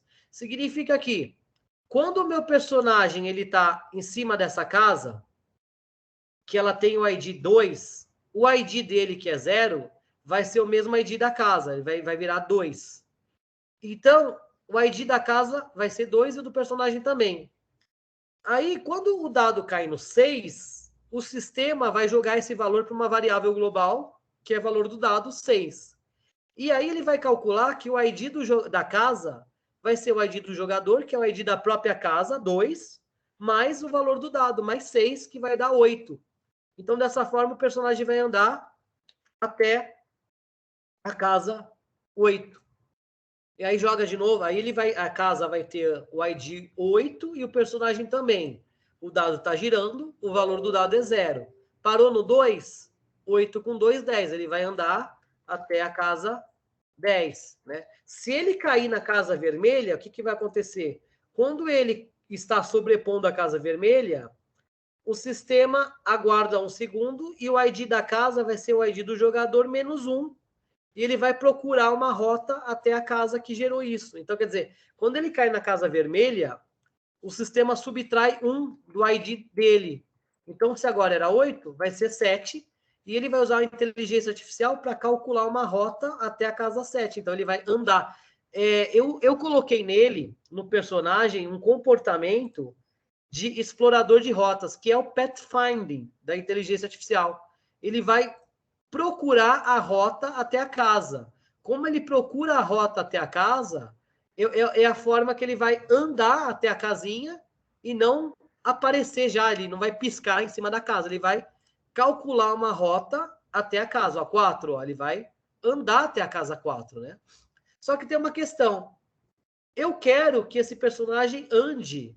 Você vê que quando eu dou play, ó, quando eu dou play, eu não tenho nada aqui. Eu ainda vou desenhar o fundo. Isso aqui é um protótipo, tá? Eu vou desenhar cenário, fazer animação. Essas curiosidades vão ser vídeos animados. Vai ser bem legal esse jogo aí, né? Isso aqui é só um protótipo que eu estava apresentando das heurísticas, das regras, né? Vamos supor que o personagem está nessa casa. E aí o dado dá 3, dá 6. Então ele tem que parar nessa casa aqui, ó. O personagem ele faria isso. Ele ia andar para cá, ó. Só que eu não quero que ele ande para cá, eu quero que ele ande nessa rota do tabuleiro. Então, por isso que eu adicionei essas sprites aqui, que eles têm campos potenciais contrários ao do personagem. Isso aqui é um obstáculo, quer dizer, o meu boneco está aqui, ele tem uma carga neutra. Quando cai 6 no dado, essa casa aqui, ó, que vocês estão vendo, esse círculo semi-transparente, ele vai ter uma carga que é inversa ao do boneco. Então, o boneco ele vai ser atraído para cá como um imã. Ele vai ser puxado para cá. Dessa forma, ele vai chegar na casa. Só que eu não quero que ele faça isso. Eu quero que ele faça isso aqui, ó. Então, eu adicionei aqui obstáculos que têm campos potenciais iguais ao dele. Que daí ele vai fazer o quê? Ele vai ser atraído para cá, enquanto ele vai ser repelido por essas formas amarelas. Então, ele vai fazer isso aqui, ó. Ele vai calcular, vai ter um custo de rota. Se ele passar por aqui, ele vai ter um custo de rota. Então, na realidade, ele vai calcular um custo de rota que desvie da amarela. Isso aqui é um sistema de Pathfinder. Então, essas regras aqui são os algoritmos, são as heurísticas. Se o personagem colide com a casa vermelha, então acontece isso. Se não, acontece isso. Se o valor do dado é maior, né? Aí, como que o jogo termina? Vamos supor que ele pare aqui, ó. Falta uma casa para acabar. Se o dado dá 3, não tem 3 casas, né? Ele tem que chegar até aqui, ó. Então, se ele está aqui e o valor do dado é maior do que a quantidade de casas que falta, ele vem para cá. Só que o que acontece? Não estava funcionando aqui. Eu tentei programar isso de várias formas e não funcionou. O que eu fiz? Se ele estiver aqui e tirar um 6, essa casa aqui tem o ID 19. O máximo que ele pode é chegar no ID 20, 21, 22, 23, 24, 25, que é 19 mais 6. Então, o que acontece? Eu fiz 6 casas aqui com esses IDs, ó. 20, 23, 24, 21, 22, 25, né? Então, quer dizer, qualquer número, se o personagem está aqui na casa 18 e tirou 4, ele tem que ir para 22. Não tem a 22, então ele trava, o sistema trava. Como eu criei essas casas aqui, qualquer número que o dado sair, ele vai para alguma dessas casas aqui, ó. Ele vai para alguma dessas casinhas aqui. E aí eu coloquei essa forma geométrica embaixo, que eu chamei ela de chegada. E eu fiz um evento que, se o personagem ele está sobrepondo a chegada, e ele tiver pelo menos 15 pontos, ó, ele vai para um layout de venceu, ele vai para a tela de vitória. Agora, se o personagem ele está sobrepondo a chegada, mas ele não tem 15 pontos, ele vai recomeçar o jogo. Então, quer dizer, se você vai respondendo perguntas, vai fazendo minigames e ganhando ponto. Não basta você chegar na chegada, você tem que ter pelo menos 15 pontos. Se você tiver 15 pontos, você ganha. Senão, você volta o trajeto. Então, ó, tá vendo que eu tô com 0 pontos? Eu vou colocar o meu personagem aqui. Se eu der o play, ó, ele chegou na chegada e ele não tem ponto suficiente. Então, o que ele vai fazer? Ele vai calcular o caminho de volta, ó. Eu ainda tenho que programar para ele mudar de direção durante o percurso, tá? Mas, ó, ele vai voltar lá para o começo e o jogo reinicia, ó. Ele volta porque ele não tem 15 pontos, então o jogo reinicia. Aí você joga o dado e ele vai andar as casas. Agora, por exemplo, eu vou começar aqui, ó. Vou fazer com que ele comece com 16 pontos no jogo, ó. 16. Ele vai começar com 16 pontos. E ele precisa de pelo menos 15 para chegar. Então, coloquei meu personagem aqui na chegada. Se eu der o play, ele tem pelo menos 15 pontos, ó. Bateu na chegada, foi para a tela de vitória, que eu ainda vou fazer a animação, o design. Então, é assim que funciona essa programação de inteligência artificial. Só que a inteligência artificial é muito mais do que um se, então, se isso, então, aquilo. Ela tem muitas outras lógicas que aqui na minha apostila a gente tem, ó. Então, aqui tem os gráficos de função potencial. O objetivo é como se o seu personagem está aqui, é como se fosse uma cuia. E o seu personagem fosse uma bolinha de gude. Quando você, e aqui, ó, você tem um terreno, e esse terreno gera um campo potencial tridimensional. Seu personagem está aqui, e seu objetivo aqui, é como se o objetivo ele fosse uma parte abaixo do terreno. Então, se o seu personagem é uma bolinha de gude e você jogar ela aqui na cuia, ela vai rolar para cá.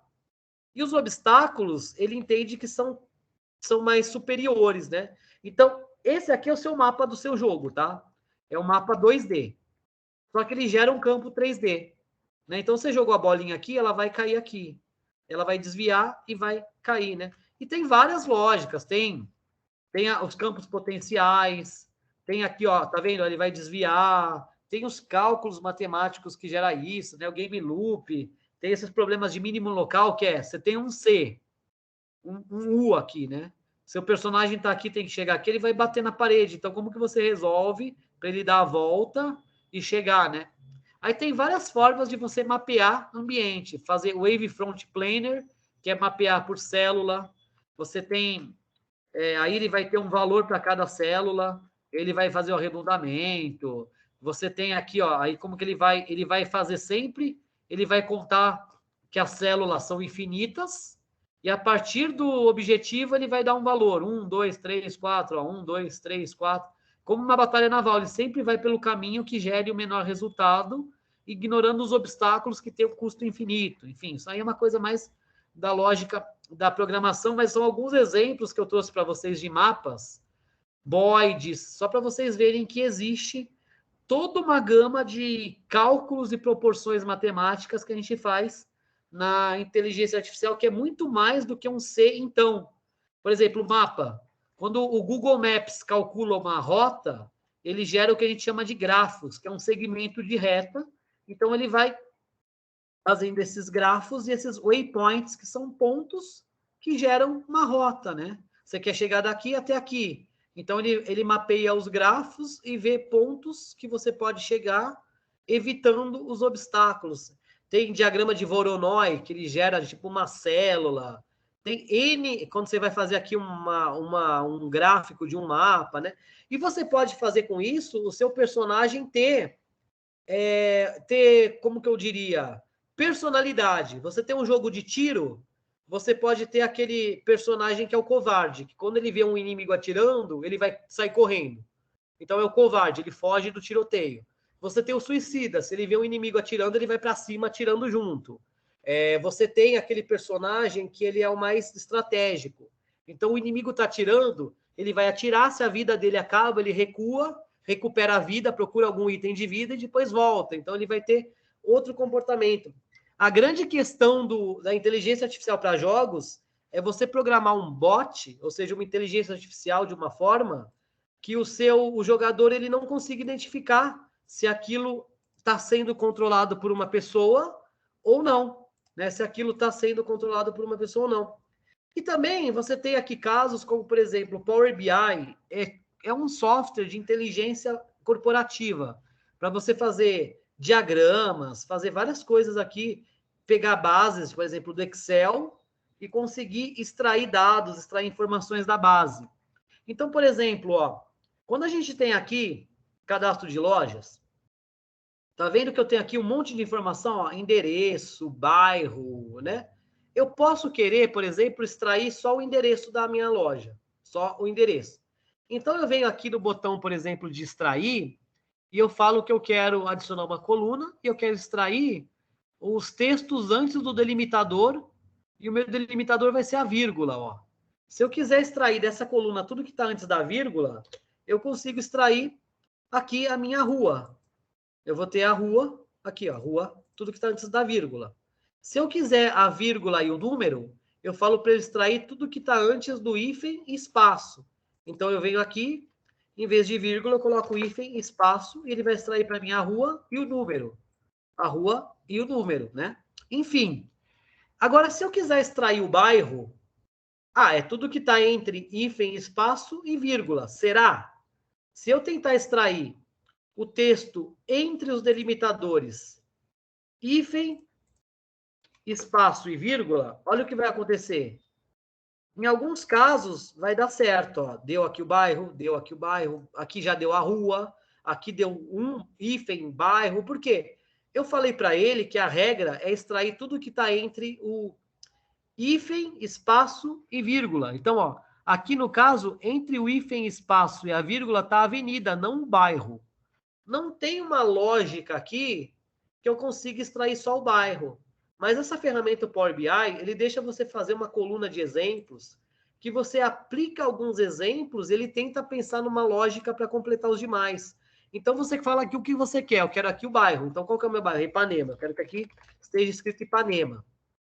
Aí ele completou Nova Granada, ele achou, Barra, ele achou, aqui ele achou, né? Então, quer dizer, Ipanema, ele extraiu. Nova Granada, ele conseguiu achar, né? Só que às vezes, por exemplo, deixa eu fazer aqui, ó, coluna de exemplos da seleção. Eu vou escrever que aqui o bairro é Ipanema. Nova Granada ele não achou. Por quê? Ele fez uma regra que ele pegou o texto entre o delimitador espaço e vírgula. Entre espaço e vírgula tem Ipanema. Mas aqui embaixo, entre espaço, tem um espaço antes de Nova Granada. Então ele pegou esse primeiro espaço e essa vírgula. Então não deu certo. Vamos preencher mais um exemplo? Eu quero que aqui seja Nova Granada. Aí ele achou alguns, mas aqui ele colocou Avenida Centenário. Por quê? Porque ele agora acha que eu estou querendo tudo que está entre o hífen, espaço e vírgula. E aqui, no caso, entre o hífen, espaço e vírgula, está avenida e não bairro. Então, vamos preencher mais um exemplo? Aqui deveria aparecer Barra. Agora ele achou todos os bairros. Ele gerou essa lógica gigante aqui e ele conseguiu extrair todos os bairros dessa coluna. Se eu der o OK, eu tenho os meus bairros extraídos, né?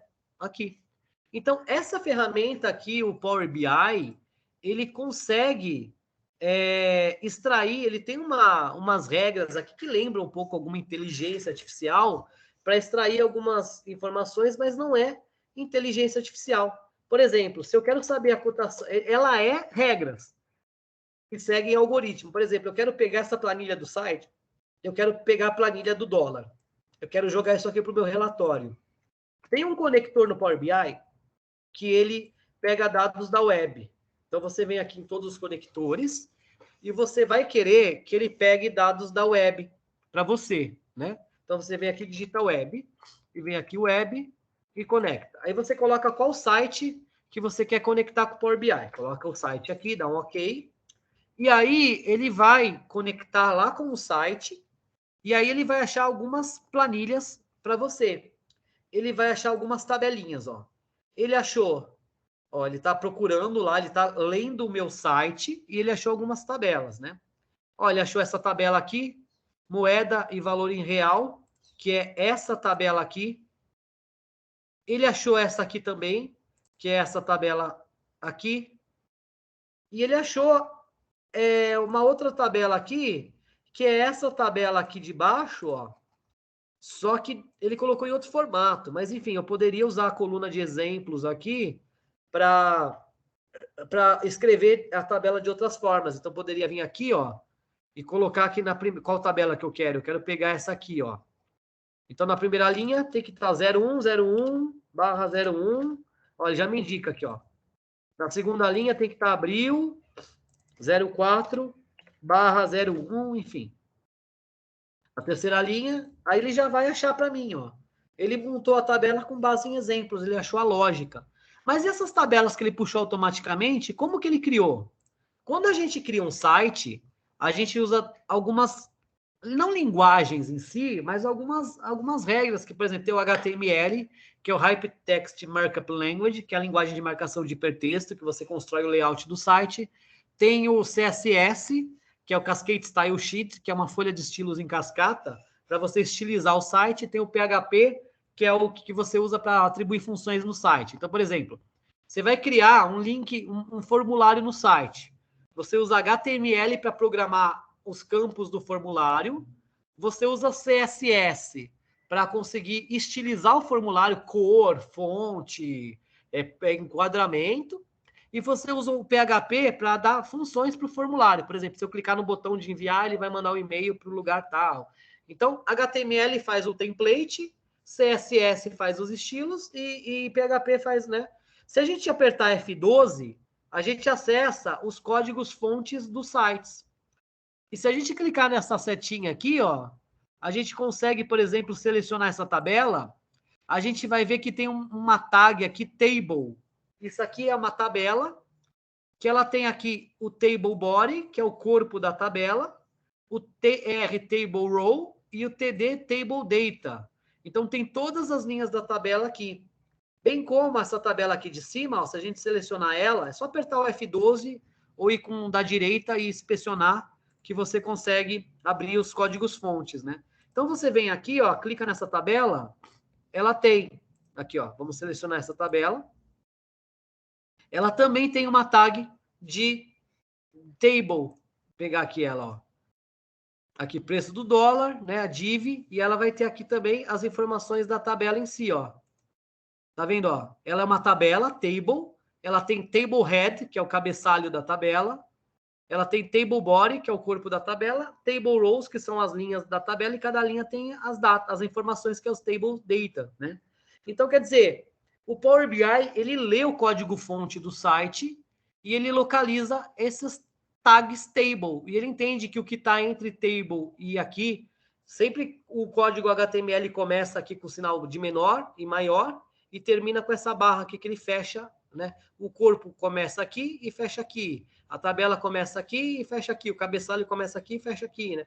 Então, ele lê isso aqui e ele entende que isso é uma regra, que é uma tabela. Bem como quando você vai fazer uma campanha de Google, link patrocinado tal, o Google, não adianta você fazer a campanha bonitinha e certinha. O Google, ele vai ler o código-fonte do site para qual o link patrocinado leva.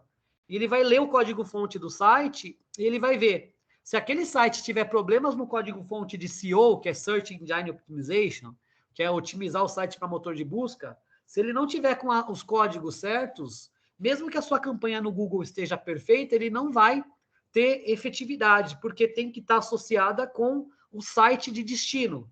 Por exemplo, você faz uma campanha de escola, de curso, e o site de destino, a landing page, a página de entrega é uma pizzaria, não tem nada a ver. Então, o Google vai tirar a nota da sua campanha, né? Aí, turma, para a gente finalizar aqui, porque acho que já está dando tempo, só uma dica que eu dou, tomem cuidado. Para que serve esse código-fonte aqui? Esse código-fonte, ele serve para designers fazerem testes, né? Por exemplo, eu criei um site, mostrei para o meu cliente, ele fala, essa aqui não pode ser outra fonte, então a gente vem aqui e altera algumas coisas, né? Só que hoje, a gente está muito na era da fake news, né? Notícias falsas, né? Então, cuidado, a gente não pode acreditar em tudo que se vê no Facebook, não acredite em print, não acredite em pessoa filmando tela, porque isso aí muito fácil de você manipular informações. Tanto é que hoje você tem as deepfakes. O que é deepfake? É um algoritmo de inteligência artificial que ele cola o rosto da pessoa em vídeo. Então, ele vai mapear o rosto e aí ele consegue trocar rostos em vídeos. Então, ele consegue pegar, por exemplo, o Barack Obama e colocar no clipe do Michael Jackson, né? Então, a deepfake, ela faz isso. Então, se você vê um vídeo de alguém falando, hoje corre até o risco de você não saber se essa pessoa é ela mesma falando ou alguém fez uma deepfake que pegou... Ele tem uma amostra de milhares de rostos, e a inteligência artificial vai mapear o padrão do rosto e encaixar aquela foto. Tem hoje vários aplicativos no celular que fazem isso, coloca seu rosto em vídeos, em filmes, né? Agora, por exemplo, ó, olha que horror que as pessoas fazem para espalhar notícia falsa. Por exemplo, você pega essa notícia, transparência, Mourão defende transparência. A pessoa aperta o F12, vem aqui nesse ícone, clica aqui nesse título, vem aqui, ó, no texto e vem aqui, ó, Mourão não defende transparência, ó. Aí mudei, ó, eu mudei o título do G1.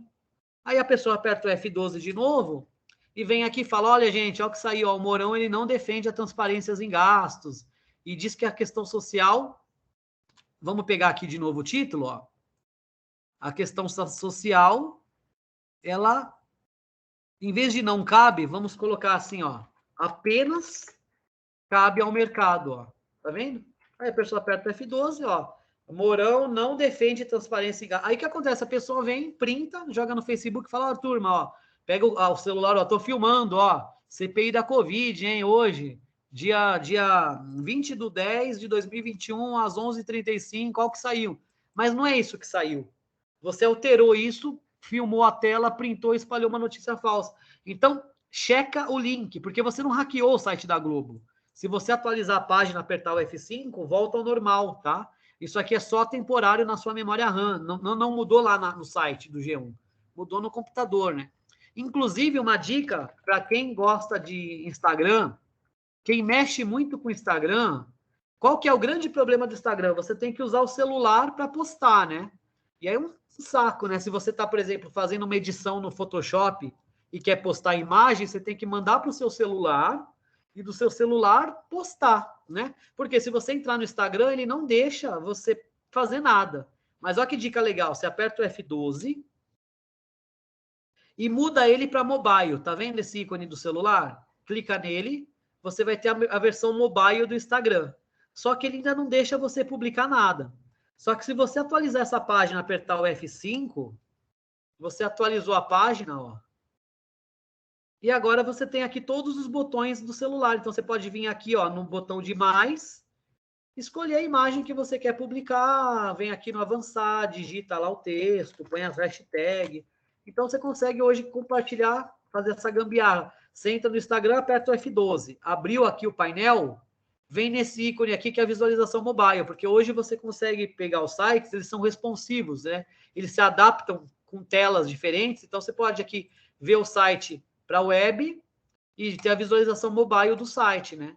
Então, vem aqui no Instagram, aperta o F12, muda a visualização do site para mobile e aperta o F5 e ele vai liberar aqui para vocês, né? Então, cuidado, turma, que com isso aqui você pode mudar tudo no site. Você pode pegar aqui o cabeçalho do G1 e mudar até o padrão de cor. Você vem aqui na cor, ó, que é vermelho, e muda aqui para azul, ó. Você mudou o site da G1, você pode mudar essa foto, mudar esse texto e publicar um print. Então, cuidado, turma, não acredite acessa o site, porque você consegue mudar aqui, mas você não consegue mudar o URL, ó. Auxílio Brasil, tá vendo? Esse texto você não muda, só esse. Então, toma cuidado, checa as fontes, vejam sempre coisas em mais de uma fonte. Cuidado com a bolha que a inteligência artificial das redes sociais entrega. Pesquise opiniões diferentes das suas, tá? Não acredita só nas recomendações, porque isso pode gerar essa bolha, né? Então, turma, esse foi um geral aqui sobre inteligência artificial, uso na comunicação, no marketing, nos jogos, né? Isso aqui é um curso, né? Esse PowerPoint é um curso gigante aqui, que ele entra... O que é uma lógica nebulosa, que é a lógica fuzzy? A lógica booleana é verdadeiro ou falso. Tipo, hoje está quente ou está frio. Se você quer ter mais liberdade... hoje não está quente ou frio, hoje pode estar meio termo. Não tem meio termo numa lógica booleana, é 0 ou 1, ligado ou desligado. Não tem meio ligado, é o copo cheio ou vazio, não tem o copo meio cheio. Mas se você quer programar de uma forma que você consiga ter uma permeabilidade, você pode usar uma lógica nebulosa, que ela vai te dar mais ação. E aí eu indico para vocês um jogo, um filme, que chama O Jogo da Imitação, o jogo da imitação, que é o The Imitation Game, que é esse jogo aqui, que é esse filme com Benedict Cumberbatch, que ele fez o Sherlock Holmes na série do BBC e é o Doutor Estranho, que é um filme sobre a história de vida do Alan Turing, que é o pai da informática, tá? Ele criou os primeiros computadores, tanto é que tinha testes antigamente que você colocava assim, era uma sala que tinha uma pessoa e uma sala que tinha um computador. E aí você faz perguntas para as duas salas. Aí uma pessoa responde e o computador responde.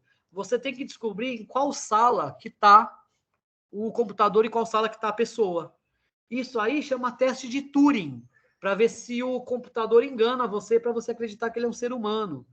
E esse cara aqui, não é esse cara, esse aqui é o ator, né? Mas foi o Alan Turing que ele criou todo o que a gente hoje... Ele é o pai da computação. E esse filme conta a história de como ele desenvolveu um mecanismo que decifrava os códigos dos nazistas na Guerra Mundial, e foi graças a ele que o nazismo pôde ser derrotado na guerra, enfim, né? Que você tem lá os eixos aliados, né? Então, graças a ele, foi vencida a guerra contra o nazismo. Ah, spoiler, né? Não é spoiler, né? Baseado em fato real, né? Então, o nazismo perdeu, né, a guerra por causa que ele conseguiu decodificar os códigos de guerra que entregavam localização dos soldados, né? Então, vejam esse filme, o teste, o jogo da imitação, que é a história do Alan Turing, muito bom. E hoje, quando você acessa um site, tem aquele CAPTCHA, sabe? Várias letras que você tem que ficar digitando e errando. Aquilo é um teste de Turing inverso, né? Você está provando para o site que você não é um robô, e não o site provando que ele é um ser humano, né? Então, turma, acho que já estendemos, não sei, acho que deve ter passado, desculpa aí, turma, passei até acho que do tempo, mas eu espero que tenha sido útil, né? Esses conhecimentos aqui. É muita coisa para falar, muito exemplo para dar, né? Então, explicar a lógica, como que dura, mas espero que tenha sido útil e agradeço muito aqui o carinho, né?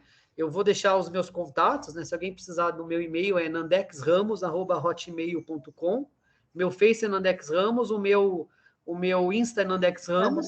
E eu tenho um canal no YouTube que chama Estech, que é ESTECH, que tem mais de 1.100 aulas lá. Porque como eu ensino muita matéria em muito lugar, então, por exemplo, meus alunos de marketing, eu ensinava eles marketing, a vender, mas não a desenvolver algo para vender. Eles queriam aprender a fazer jogos. Meus alunos de jogos faziam jogo, mas não sabiam as técnicas de marketing para vender. E como que na aula a gente não tem tempo útil para ensinar tudo, eu fiz um canal no YouTube que tem mais de 1.100 vídeos, eu sempre estou atualizando, colocando tudo lá. Tem aula de cinema, fotografia, Photoshop, Premiere, programação, inteligência artificial, tem um curso completo. A gente tem nossos cursos online também no steckead.com.br. Se alguém precisar de algum conteúdo, a gente produz e coloca lá para vocês também, turma. Obrigado de verdade aqui, esse espaço e o convite. Obrigada, Fernando. Tá todo mundo super elogiando os meninos, achando a palestra espetacular, super boa. É um conhecimento que a gente não tem da área de humanas, né? Que é mais específico ali para a questão da comunicação como um fenômeno humano, mas não dá mais para pensar a comunicação sem a mediação e sem a presença desses dispositivos, né? Sim, que é interdisciplinar, então, né? Vem tudo das ciências humanas, biológicas, né? Tudo hoje é interdisciplinar, super, né? Exatamente, porque até o conceito de inteligência, né? De sentimento, computação cognitiva, emocional, enfim, tudo isso é interdisciplinar mesmo. Eu acho que você é o cara interdisciplinar, né? Você trafega em muitas áreas. Verdade, tanta disciplina, né? Que você pega um pouquinho de cada, né? E é o Edgar Morin lá, o pensamento complexo, né? Você pega um pouquinho de complexo. Cada, exatamente. Né? O Morin é uma referência super boa, né? Para pensar e compreender esse método, né? Da complexidade. Sim, sim. Eu não sei se alguém quer fazer alguma pergunta pontual, porque a gente tem até meio-dia. Se alguém quiser perguntar alguma coisa, acho que o Nandex está aí ainda para responder. Pode ser, Fernando? Com certeza, estou aqui totalmente à disposição.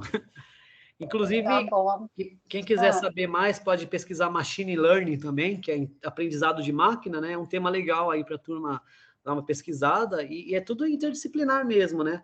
E, por exemplo, os jogos, por incrível que pareça, os videogames são um dos maiores impulsionadores de você criar novas tecnologias, né? Porque os jogos cada vez são mais realistas, tem física, né? O Angry Bird parece um jogo bobinho de se atirar o passarinho lá, mas tem todo, quando você puxa o elástico, você tem lá a potência do elástico, né? Você tem a carga dele, movimento oblíquo, quer dizer, uma álgebra toda, né? Você tem a constância elástica, né? O K. Então, quer dizer, você tem hoje notebook gamer, PC gamer, mas você não tem, assim, notebook designer, né? Então, quer dizer, os jogos, por exemplo, eles pegam a indústria e fazem ela crescer, né? Então, quer dizer, além dos filmes, né? A tecnologia 3D, né? Então, são várias áreas legais para a turma trafegar aí, para aprender mais, né? Maravilha. Alguém quer fazer alguma pergunta, gente? Não?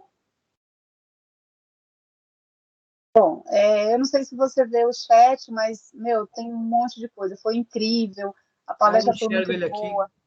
Aqui. Ah, sério? Consegue ver? Aqui tá bloqueado. Espetacular, muito legal o assunto. Só elogios, ficou todo mundo muito empolgado e acho que curioso de conhecer mais.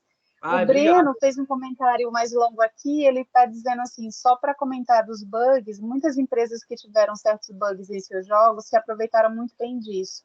A própria Rockstar criou o GTA a partir de um bug, pois estavam fazendo um jogo em que você escolhia ser o bandido ou o policial, e é um bug jogando como bandido. Fez com que você fosse perseguido incessantemente pela polícia. Eles que tiveram a ideia de fazer um jogo nesse estilo. Exatamente, realmente, ele está 100% certo. O GTA não era para ser um jogo como ele é conhecido hoje, você dirigia carros, mas você não roubava carros, né? Só que um bug do jogo fez com que fosse permitido que você roubasse. Antigamente, você tinha muita limitação técnica, né? Porque, quer ver, ó, só uma coisinha, só um exemplo para mostrar aqui, ó. Por exemplo, olha que interessante. Antigamente, os cartuchos... você não tinha muito espaço de memória, né? Então, as pessoas tinham que fazer algumas gambiarras. Então, por exemplo, se você pegar o jogo do Super Mario, olha que interessante, a nuvem é igual à grama, ó.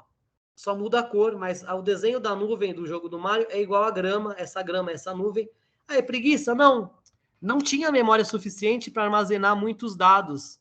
Então, eles pegaram o mesmo desenho e alteraram a cor, né? São várias artimanhas, né, que a gente faz quando a gente está na programação de jogos. Por exemplo, se você jogar um jogo que é o Super Mario 64, ele não era tudo em 3D. As árvores são papel. É uma foto recortada, um PNG, né? Só que por que a árvore parece um papel? Porque ela está programada para ela sempre girar para o personagem. Então você tem lá uma árvore que ela é um papel, ela é fina, só que a câmera sempre vai girar ela para você, ela sempre vai estar com a face. Então, se você fica andando em volta da árvore, você acha que ela é 3D, mas na realidade ela não é, né? Tanto é que tem um bug que se você se atirar do canhão e olhar para baixo, a árvore está deitada no chão. Por quê? Porque daí ela virou para você, né? E o que ele falou do GTA é isso mesmo. Alguns bugs, eles geram algumas coisas, bem como o cara que criou o picolé, né? Ele deixou a colher lá no copo, na geladeira, numa noite fria. Quando ele tirou, congelou, ele no suco, né? Era um suco que ele deixou a colher, aí criou o picolé. Quer dizer, são acidentes que dão certo, né? Exatamente. E aí, pensando naquilo que você falou da programação exatificada, né? Quer dizer, tem uma regra ali, você insere dados e diz o que a máquina vai fazer com aqueles dados. Esses bugs vêm como um elemento de quebra, né, disso e gera o processo de criação, né? Porque diante daquilo você vai fazer o que a máquina não deu conta. Então, pode gerar essa possibilidade de criar novas narrativas, né, como foi o jogo, e outras formas de ver também, né, de construção de imagem, né, Fernando? Sim. Então, é sempre uma relação, né, entre o homem, a máquina, as falhas da máquina podem te auxiliar na construção da imagem, da narrativa, de outras realidades, de outros modos de representação. Isso é bem legal, nunca está separado, né? Exatamente, assim, todo detalhe tem que ser pensado, né? Todo detalhe é muito válido, né? E assim, no caso do GTA aí, a Rockstar, ela transformou o defeito em efeito, né? Ela fez o bug e pensou assim dele. Tem bug que vem da programação, às vezes o código conflita, né? O código atrita. Tem bug que é o próprio processamento não conseguindo processar aquela quantidade de dados, né? Enfim, e uma curiosidade do GTA é que, assim, ele é um jogo que ele foi muito criticado e proibido, porque é um jogo violento, foi proibido no Brasil. Mas olha que legal, foi descoberto depois que a própria empresa, a GTA, a Rockstar, ela pagava para as revistas proibirem o jogo, porque aquilo lá, o que é proibido, instiga, né?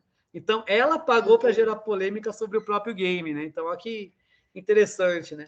E assim, tudo na vida é uma questão de muito detalhe, né? Quando você começa... E assim, o que eu falo, nenhum conhecimento é inútil, né?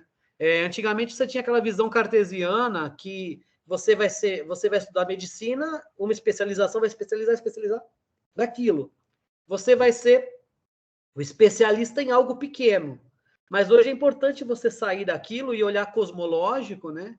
E conectar os continentes do saber, né? Bem, essa questão do pensamento complexo. Tem muito jogo, muito material da cultura pop que é feito com base em filosofias, né? Tem muita física, muita matemática, álgebra em tudo, muito conhecimento de inglês, né? Muita coisa de linguagem, né? Então, é coisa mínima. Por exemplo, assim, um exemplo da física, né, que é uma curiosidade. Por que que os aviões, que eu até sempre falo para os alunos, por que que os aviões eles têm as janelas redondas? Porque quando você pega o quadrado, ele tem pontas, né? E na física, aquela ponta descarrega toda a pressão. Então a pressão vai, se você pegar casas antigas que tem a janela retangular, você vai ver que tem janelas que elas têm rachaduras nas pontas. Porque é onde a pressão cai. Quando você tem um oval, aquela pressão ela é mais distribuída. Então, teve um caso uma vez de um avião, que foi um grande acidente aéreo, que o avião ele explodiu no voo. Por quê? Porque a janela era quadrada, o avião rachou.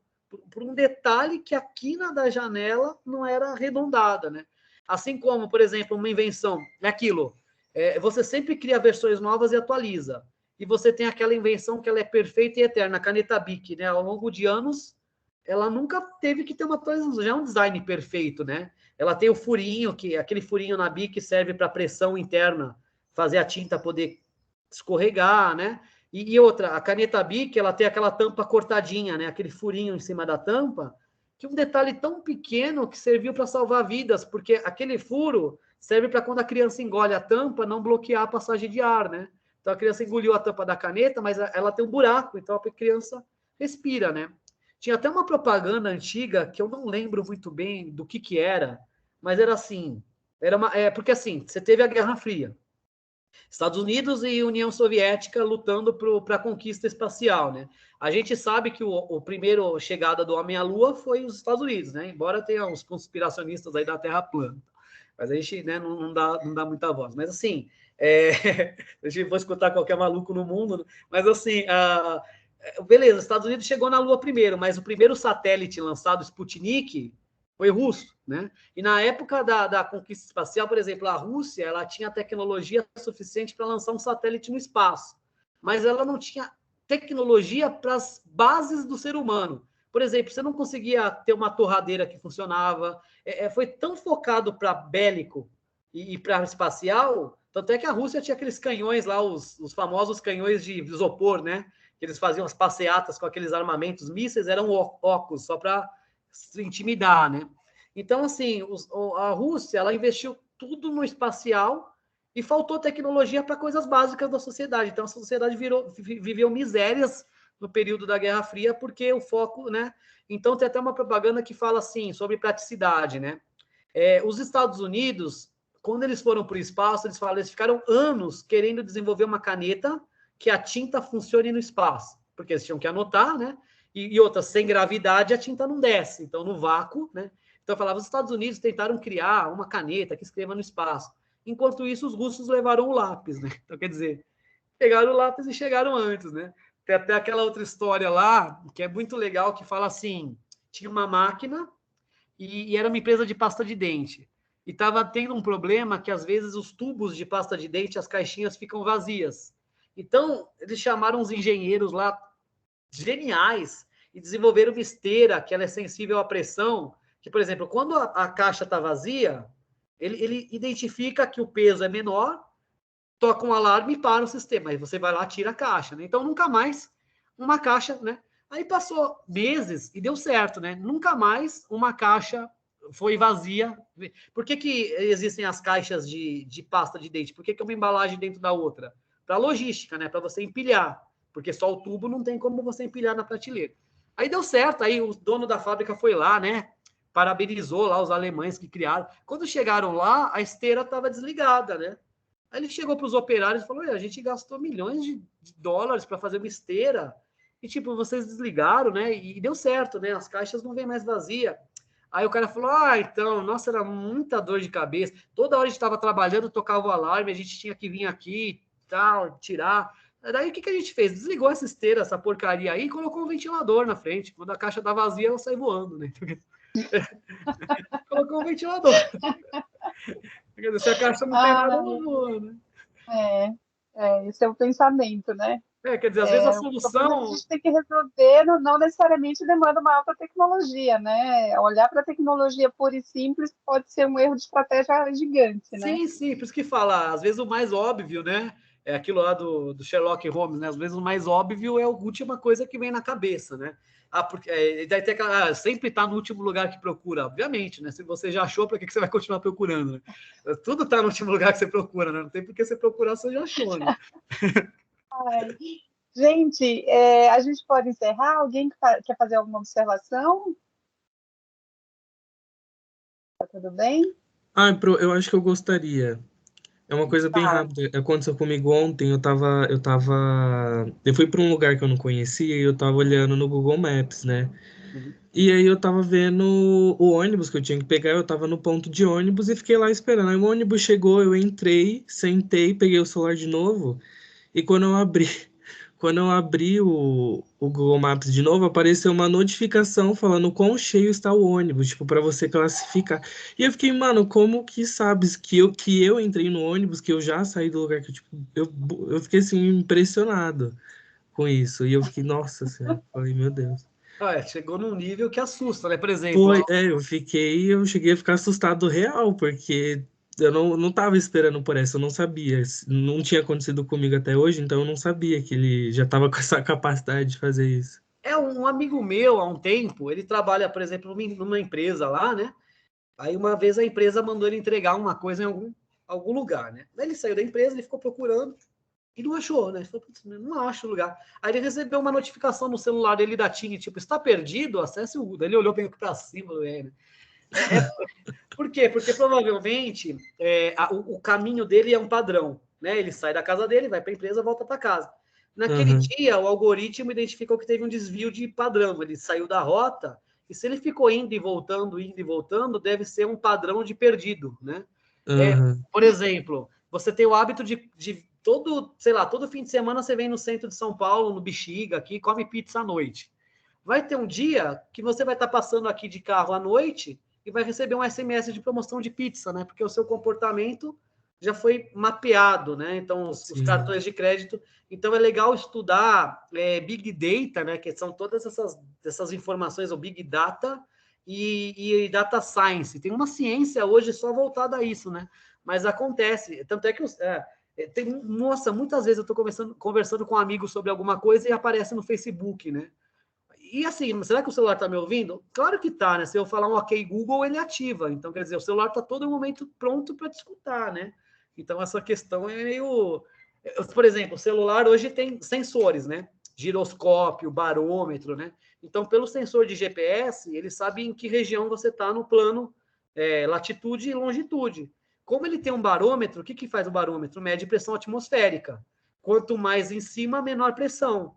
Então, hoje, o celular é capaz de saber onde você está e em que altitude você está, né? O andar, né? Se você está num terreno, então, quer dizer, ele acha você no eixo X, Y e Z, né? Ele acha você 3D lá no meio do ambiente, né? Bem bizarro pensar nisso. Bizarro. E a experiência de perder-se cada vez menos, né? Exatamente. Fernando, eu queria dizer obrigado a você bravo bastante. Com o celular dizendo, cara, me larga, eu quero fazer o que eu quiser, para de mexer o celular.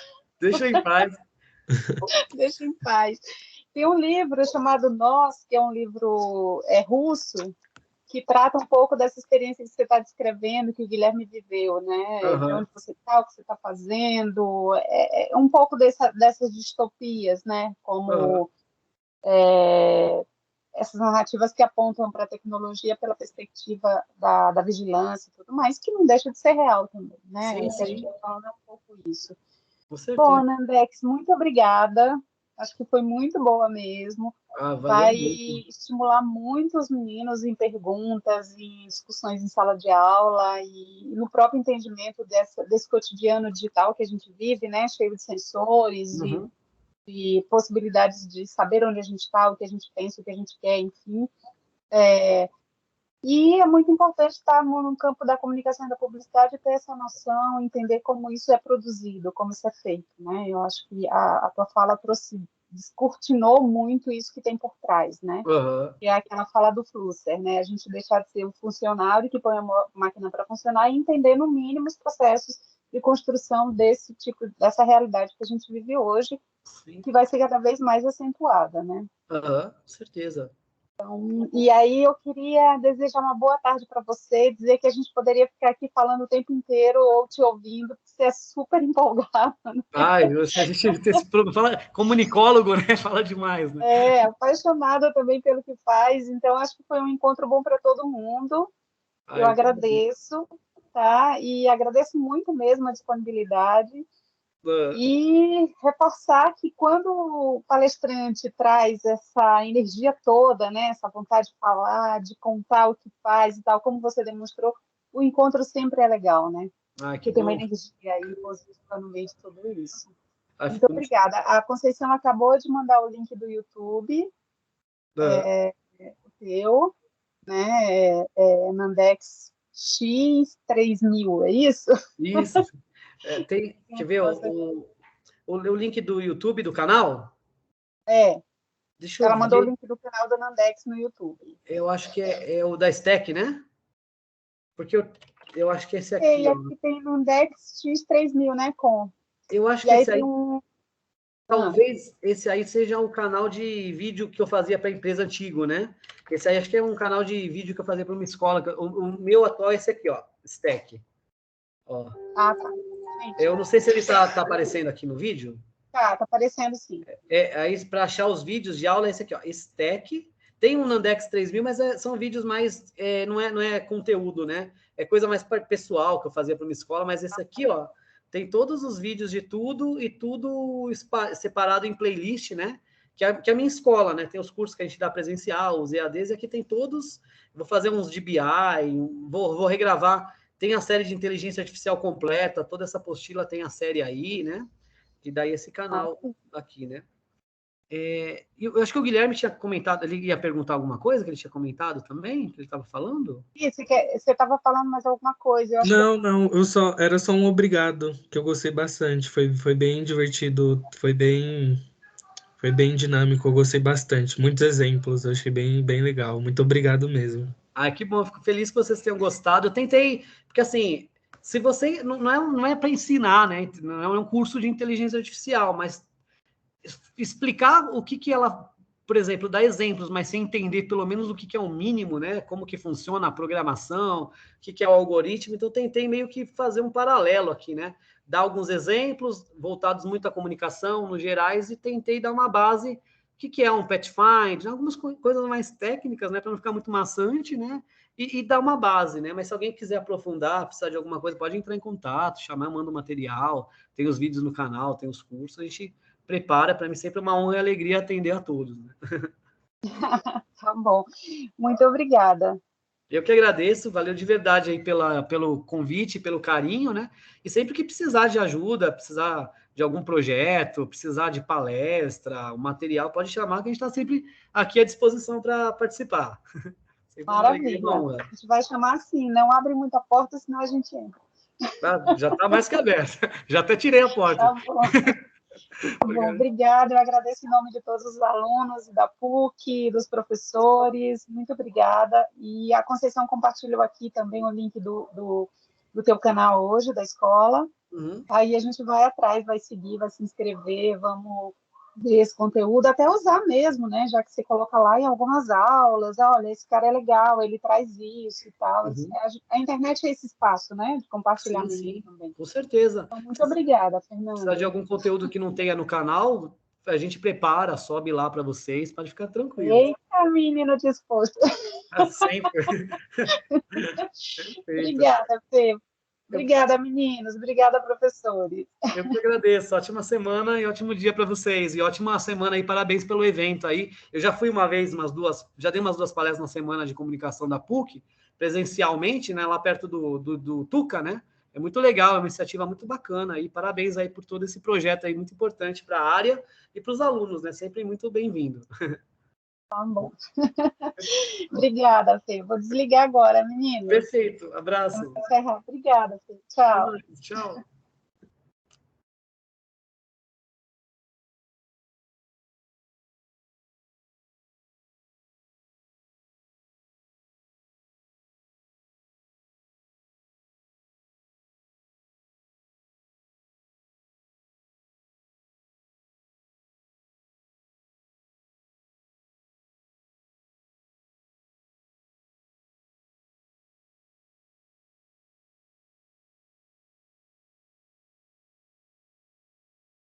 Eu acho que alguém tem que encerrar a reunião. Quem abrir